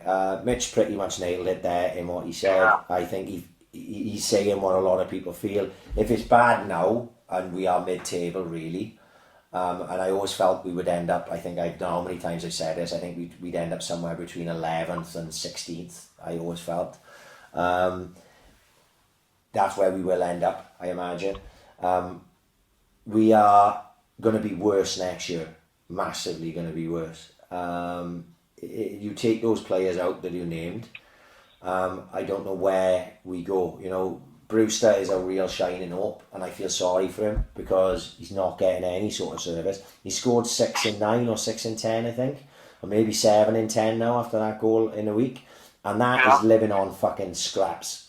Now you put that kid in a fucking real side that can create chances. You put him in Brentford's team for argument's sake. What a good side. Yeah, the most impressive team I've seen this year. You put him in that team and you watch how many fucking goals he would score. He would hit 20 in this league, no fucking problem. He's fucking really, really gifted. So, but in our team, where we're not creating fuck all for him, and don't look even like we're interested in it. What pisses me off, fuck me, I don't know how many times I got to fucking see him do it, right? Woodman gets the ball. He rolls the ball to the centre half or to the full-back, and they fiddle around with it and they don't really go anywhere. And then they come forward into Grimes and he turns, and Grimes haven't got a fucking killer pass in him. He'll just turn around and play it fucking backwards, and they play it round, and then all of a sudden the opposing team will step up on do, right? And we are then forced to play the ball back to Woodman, who just hacks it the length of the pitch. Now, what is and we haven't just done this on fucking Tuesday or on Saturday. We've done this since the start of the fucking season. Why do we do it? Is Freddie Woodman like fucking Glenn Hoddle in fucking training or something, pinging 60-yard balls across the pitch? He ain't like fucking Glenn Close, the famous Braxton twat. Yeah. So he's not...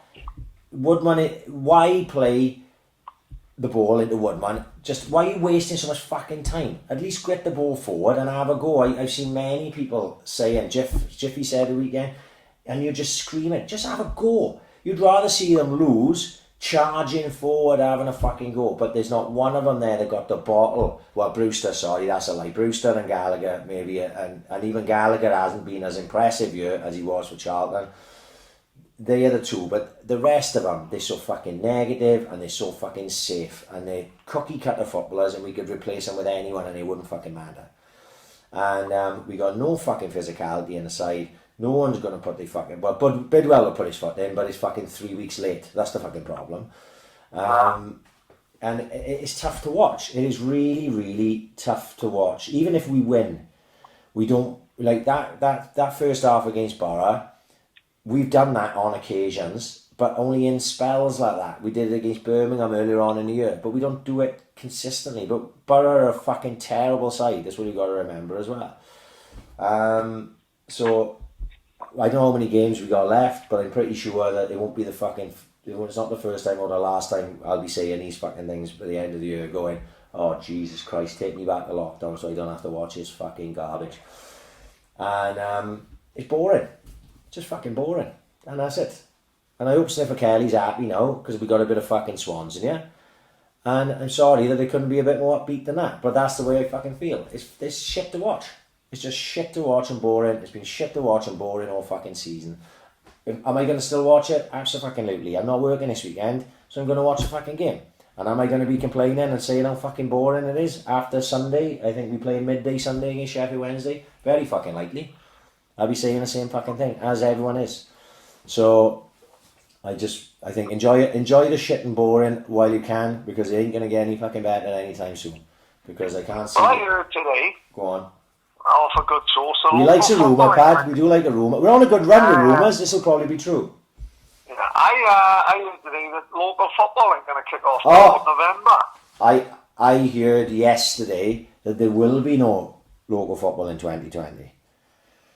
Fuck, fuck, really? That's what I was told, yes. I would say about as good a source as it could fucking come from. The talk is, there's nothing confirmed.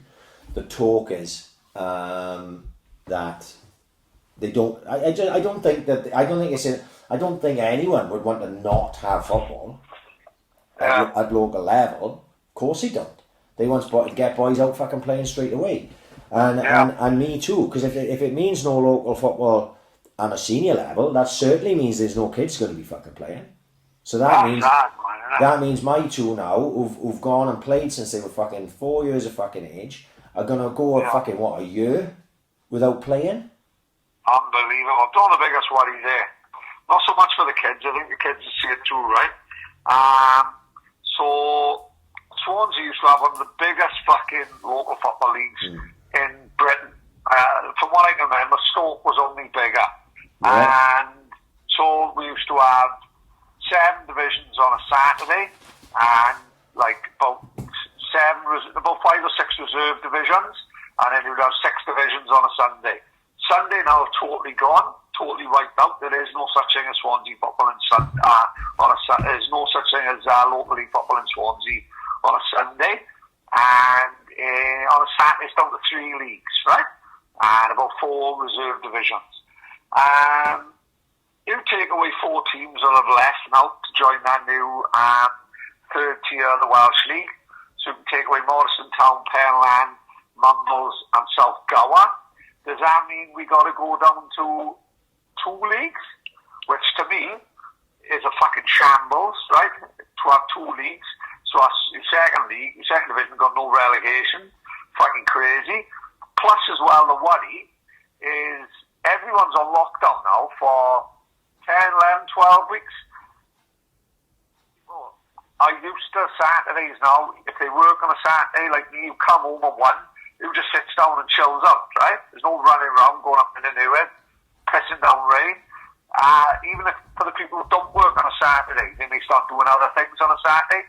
How many people are just going to give football up and say, you know what, I can't afford to go back? That going back the first couple of weeks could be really, really hard.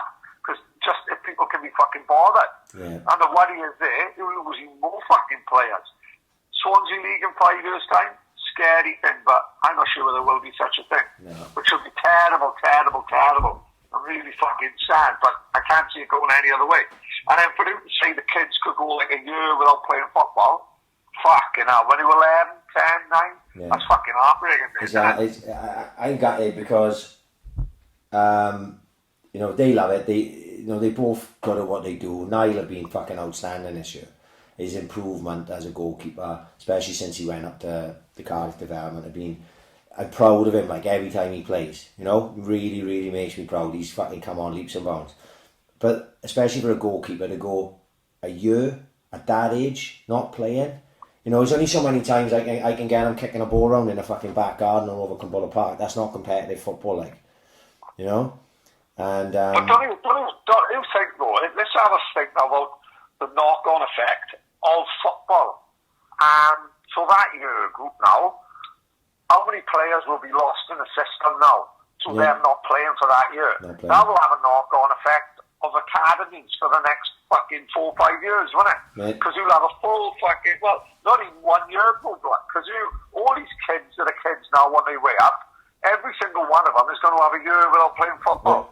You're telling me that's not going to be detrimental to the like all the bigger, it'll have a knock-on effect to the football league worldwide, and above, like, you know? Worldwide development of youth players. Worldwide, worldwide. And the thing, what bothers me the most, and I don't want to fucking get into everything again, but the fact of the matter is, there's no kids dying of coronavirus.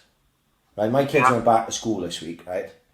Niall on Monday, Kean on Tuesday, and classes are fucking... Oh yeah, how did that go then? How's the school at work now at the minute? Well, basically, apparently Niall's school are really heavy with social distancing and all this. He's playing football in the schoolyard.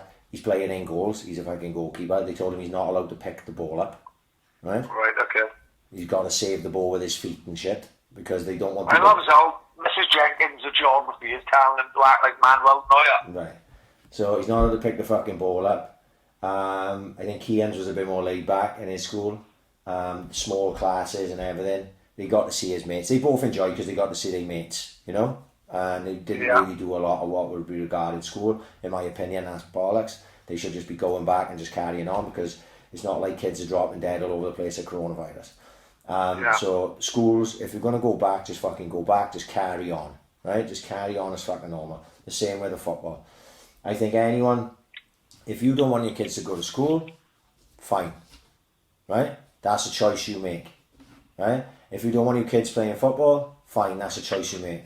But why should everyone else be fucking penalised? Because it's not like kids are dying all over the place of coronavirus. They're not. You're playing an outside sport with limited physical contact, right, at a kid's age. It's not like they're climbing all over each other for extended fucking periods. They just let them go out and fucking play. But no, you know, we're not even allowed to have any free will or make decisions as fucking people anymore. We are told what to do, and we fuck all we can do about it. And that's what fucking pisses me off. Because surely they got to come a point where you go, this is bullshit now. I think everyone realises this is fucking bullshit now, right? And you've got to just turn around and go, fuck this, we're not fucking listening anymore. This is fucking garbage. So, you know, they're going on about these rising cases this week in Leicester. Rising cases don't mean a rise in deaths, by the way. Just mean a rise in cases. Right? You know, in Leicester, for all we know in Leicester, and I'm not saying this is a case, they could just be testing more than everywhere else. Right? There's lots of bullshit to look into regarding it. I'm sick of fucking talking about it, to be honest, but we should be...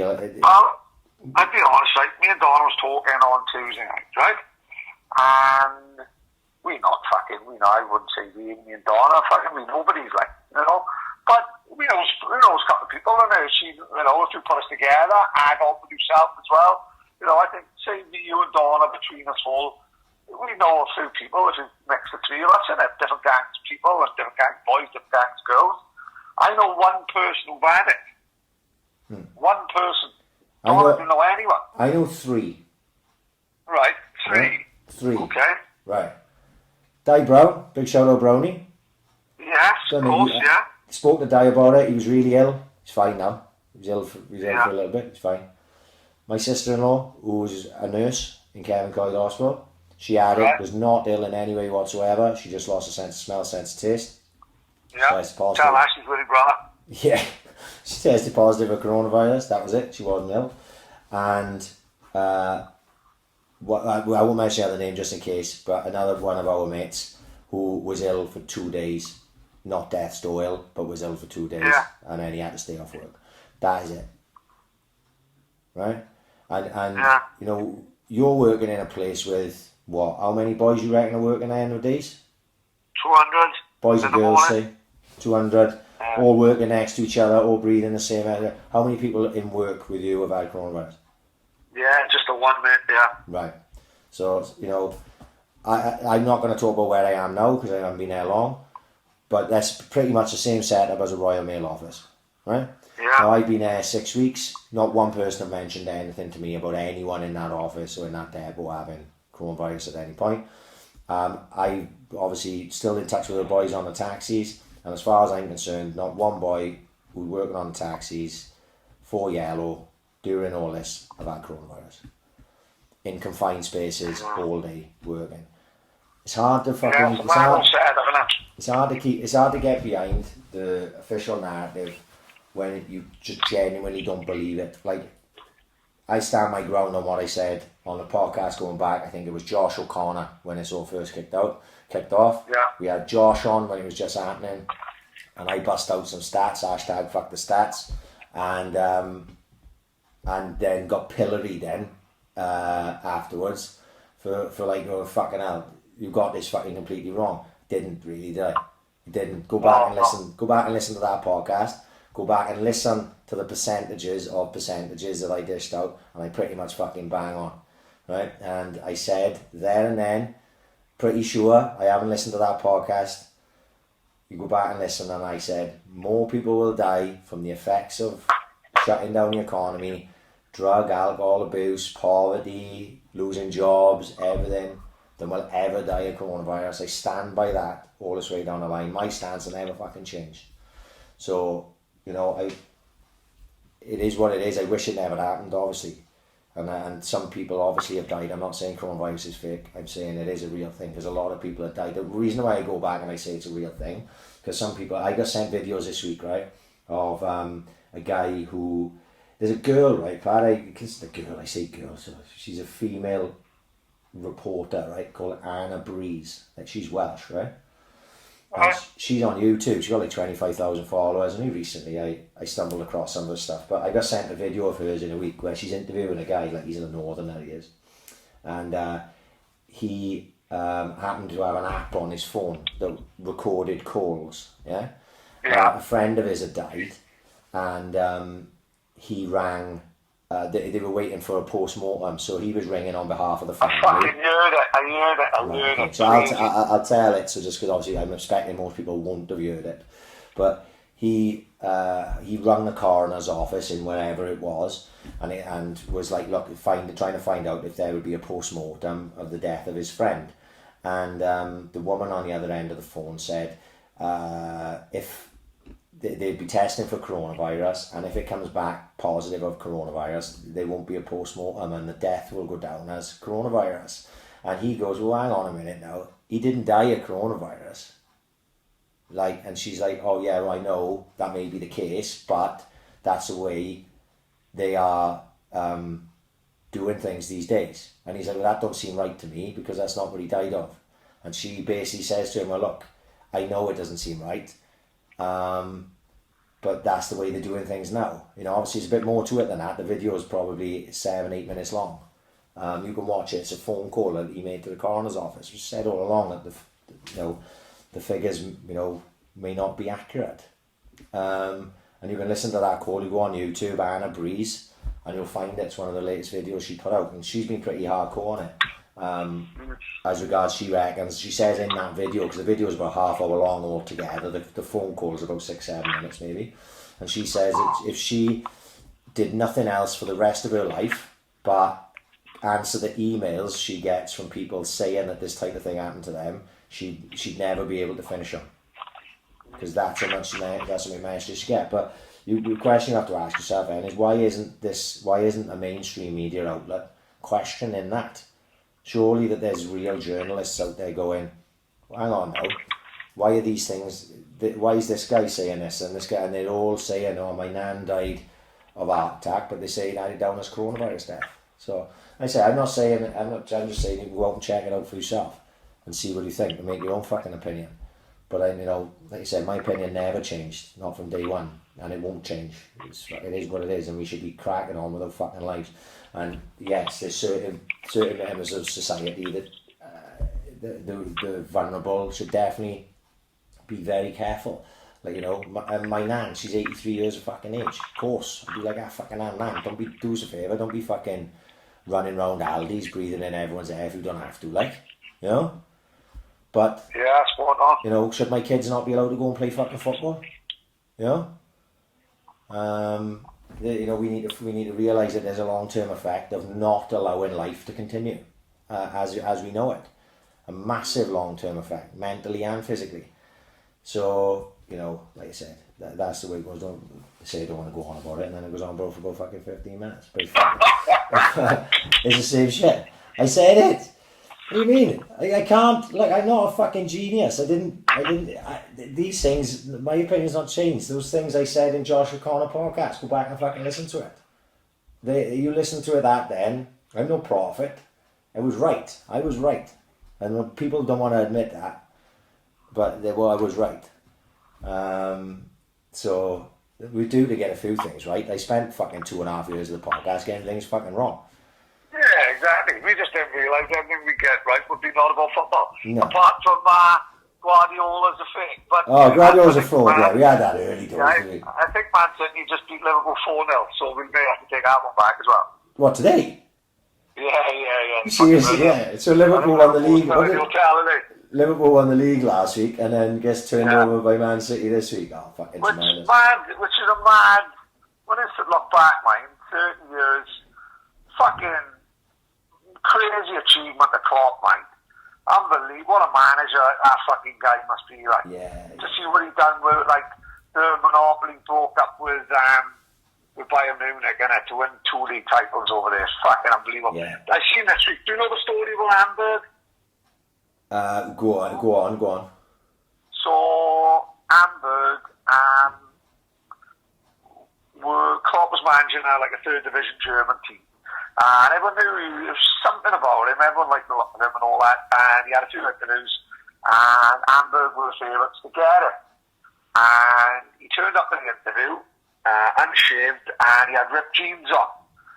And the Hamburg chairman and the board said I want the type of guy they wanted managing the side. Like, he turned up in ripped jeans, and that's just not who we want. Like, so they went to safe hands, and they picked Martin Yall. And he went to Dortmund, obviously. And obviously the rest is history with what happened with Dortmund and what happened with Klopp, probably the best manager in the world at the minute. And Hamburg went down last year for the very first time in history. Oh, man. And there was rioting on the pitch. They were chucking fireworks and flares onto the pitch. The pitch set fire. It was like put on a Thursday afternoon, fucking riots over there. And it's mad, isn't it? All the old talk about sliding door shit. And the only sad thing is 30 years they wait for fucking to win the league, and then you can't really celebrate. Like, I think the Scousers had a go, didn't they? To be fair to them. Say it again. I think the Scousers still had a go. Well. Who the fuck are we to have a go at them? I'd have been in the fucking street as well. Yeah. I'm not fucking crucifying them after not winning for 30 years. Get outside Anfield and set some flares off and enjoy it. Yeah. Fucking great, I see. Well, it don't matter. I mean, if you can protest in a fucking street without any consequences, I think the Scousers should be allowed to celebrate winning a fucking Premier League after 30 years. You know what I mean? So I say carry the fuck on. Couple of mad videos I've seen this week. Jordan in the country Jordan. Yes. Yeah. So Jordanian man, he beat COVID, and he comes home, and they're all in the street. Like when they fucking like shooting rifles up in the air and shit. Right. Yeah. Shot himself in the head. That's generous. Right. I swear. Did that go down as a COVID death then? I want to see his fucking death certificate. Yeah, they stuck him straight in the new studios up fucking Fabian Way, didn't they? They smuggled him in there quickly, like. Yeah, he's beat COVID, shooting a fucking gun in the air. Stupid cunt shot himself in the head, fucking idiot. Another fucking crazy video. In somewhere like fucking San Diego or somewhere. Fucking nice weather, lovely house, big swimming pool. Fucking lovely. Fucking everyone's having fucking dip at the pool. All of a sudden, come around the fucking corner of a tree in the fucking garden, like you've got a fox. Yeah. Fucking 7-foot fucking bear. Oh my god. Oh my god, mate. As it happens, right, everyone screamed, and the dog cunt fucking shit himself. Right. And ended up jumping over the wall. But in a fucking breaststroke, a fucking gentle Ben comes on the corner. Fuck that. I You don't want to never. be living anywhere like that. We were moaning about foxes. I thought they had a rat on the back the other day, lumping fuck. Imagine gentle Ben coming up on my new fake grass. No. Fucking riot. I Fuck that. never thought much about bears, but Rogan obviously talked about them loads, didn't he, on the podcast? And you don't realise they are scary fucking animals, like really scary animals. And in parts of the US, they basically just live in near enough to fucking residential areas where they can just wander in the back gardens. This guy was nearly going to jump in and have a dip. Yeah. Don't a bear walk into Tony Soprano's garden in The Sopranos? Yes, it's exactly the same as that. Yes. Exactly I the same thought sort so. of thing. Yeah. Right, remember we had the video of that monkey robbing a baby the other week? Yes. Well, I didn't fucking, just so anyone fucking forgets, we're not joking about a cartoon now, it was genuinely a monkey riding a motorbike trying to rob a little kid in the street. We don't know where it was. Saying, Joe Dyer McCulloch, Ginger Dyer McCulloch, Dyer, yeah. Good boy. Well, he fucking messaged me. He messaged me a big long-winded paragraph telling me, a voice message I think it was, telling me that actually these monkeys, that monkey had a chain around his neck and it's part of a game that the monkey has. So I messaged Dyer straight back saying, listen, you fucking monkey-loving nonce, don't go sticking up for the monkey. It's a monkey coming around on a bike trying to rob a baby. I was trying to stick up for him, you ginger cat. So I gave him a short trip and he ended up laughing, maybe right. I think he was in cahoots with the fucking monkey robbers. Fucking down, cut. Trying to explain the monkey to me. Fuck that. I don't need that on a Friday morning. Ginger cut. I give him a short trip. And I'll be telling him again. You'd probably be phoning me tomorrow, sticking up a gentle Ben for the swimming pool without cut. Couldn't fucking believe it. Machu Picchu. Fucking hell. I seen the documentary about that this week. Machu Picchu. Right. Go on. Mate, I can't even... This is the problem that we got now. You fucking got in my head big time. I can't even watch interesting documentaries about Aztec civilizations now without looking at it and thinking conspiracy theory. Right. Because this fucking documentary is staring at me, telling me how the fuck did they get all these fucking stones up into the middle of nowhere in this jungle and then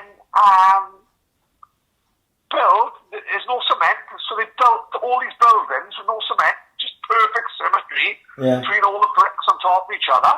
Unbelievable. Then I fucking thought, there's one person I know been there, so I phoned him and asked him, pushed me, what was Machu Picchu like? And he said he was too busy on the piss, he didn't even fucking walk around it.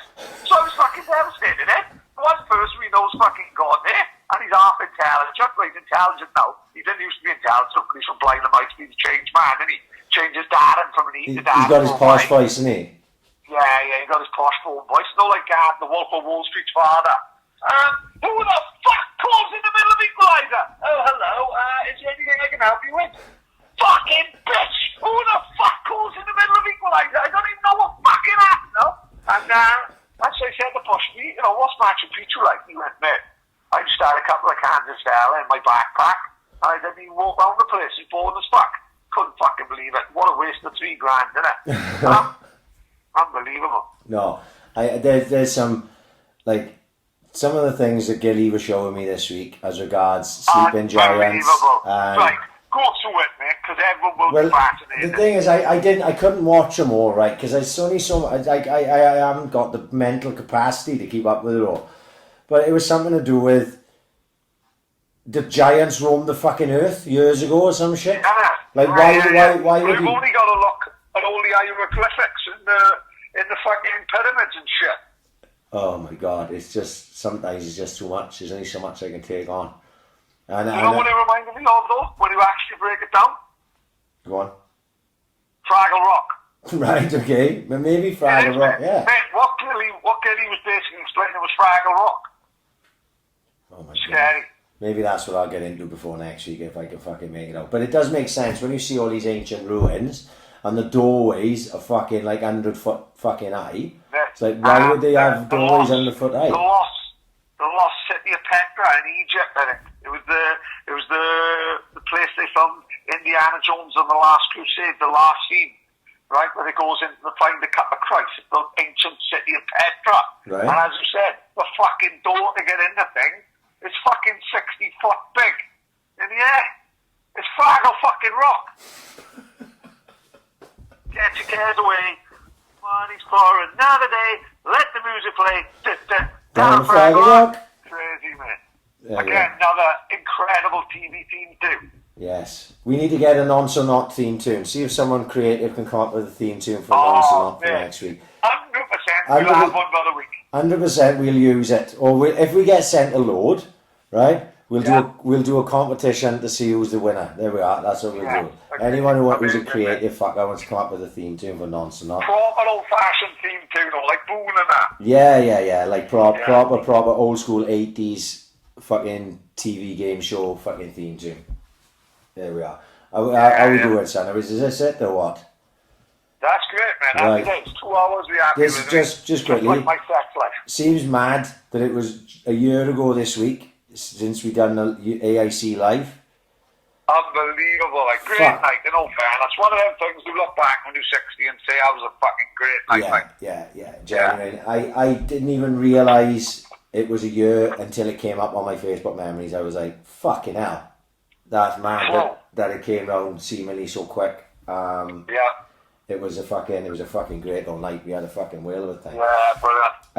Just like to say happy anniversary to my mother and my father. They're 43 years today, and I know happy days. I know they listen every week, so they'll be listening tomorrow. Happy anniversary, Mum and Dad. I'll see you over the weekend at some point. And just remember, everything we say on here is only stories. Yeah, it's just hypothetical, Mum and Dad. Just don't take it too seriously. Like, it's a bit late for all that. Probably 117 fucking episodes in, for fuck's sake. Apart from the fingering going on the fucking kitchen table and the drug taking, apart from that, it's all stories. Don't believe none of it. Yeah. Big shout out to the usual JMW Eating. Trying to get us fucking nominated for Podcast of the Year. Actually, I want to fucking just quickly get into this. Last year, we made a concerted effort to try and get nominated for Podcast of the Year, BBC Sound Awards. And then I realised then it was a carve-up. Because I was listening to fucking Chris Moyles' show at the time, right? Because I was working on taxi. I was listening to Chris Moyles in the morning. Chris Moyles ended up being one of the nominees in the end. I'm not sure whether he won it. But you've got to remember with these radio stations, they have podcasts. They don't have a podcast like this, like we're doing.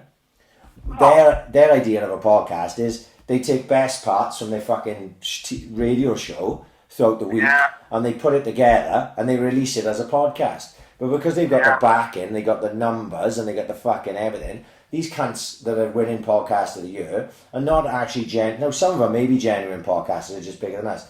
But we ain't got a fucking sniff, is what I'm getting at.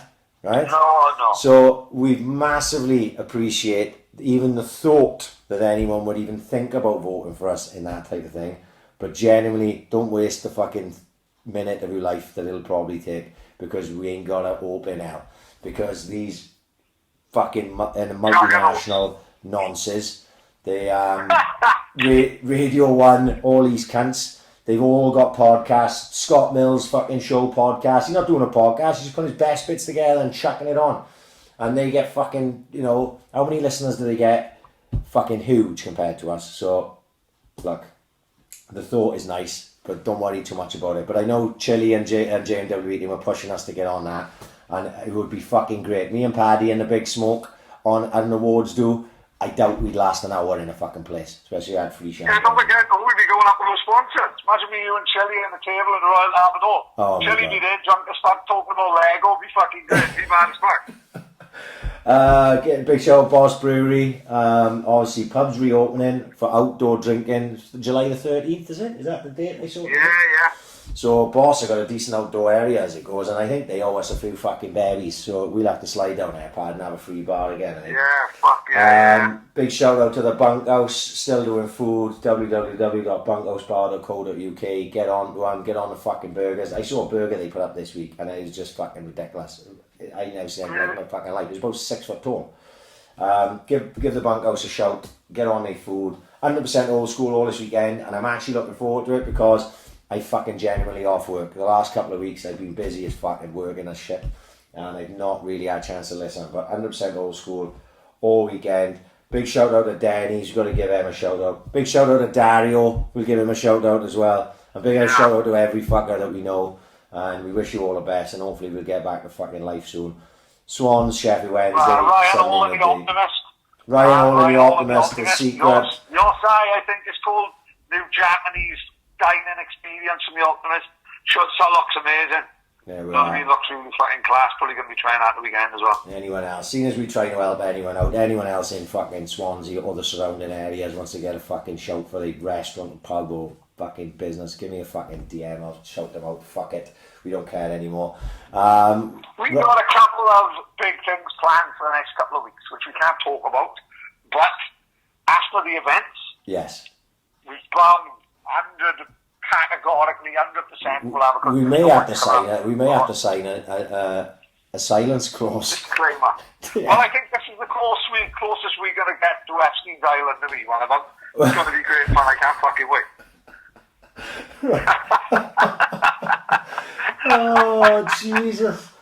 Just when he thought he couldn't get any more fucking mental. Oh, I'm looking forward to the next couple of weeks, mate. Couple of big days planned. Yeah. Fucking great. 100%, yeah. Like you said, we don't need the fucking PC brigade to take this podcast down. We'll fucking take it down. No, we'll do it ourselves. Yeah, we'll do that ourselves. We don't need any fucking nonsense taking it down. Right, Pad, we're gonna get out here. Say goodbye. Ta-ra, man. See you later. Right, peace out.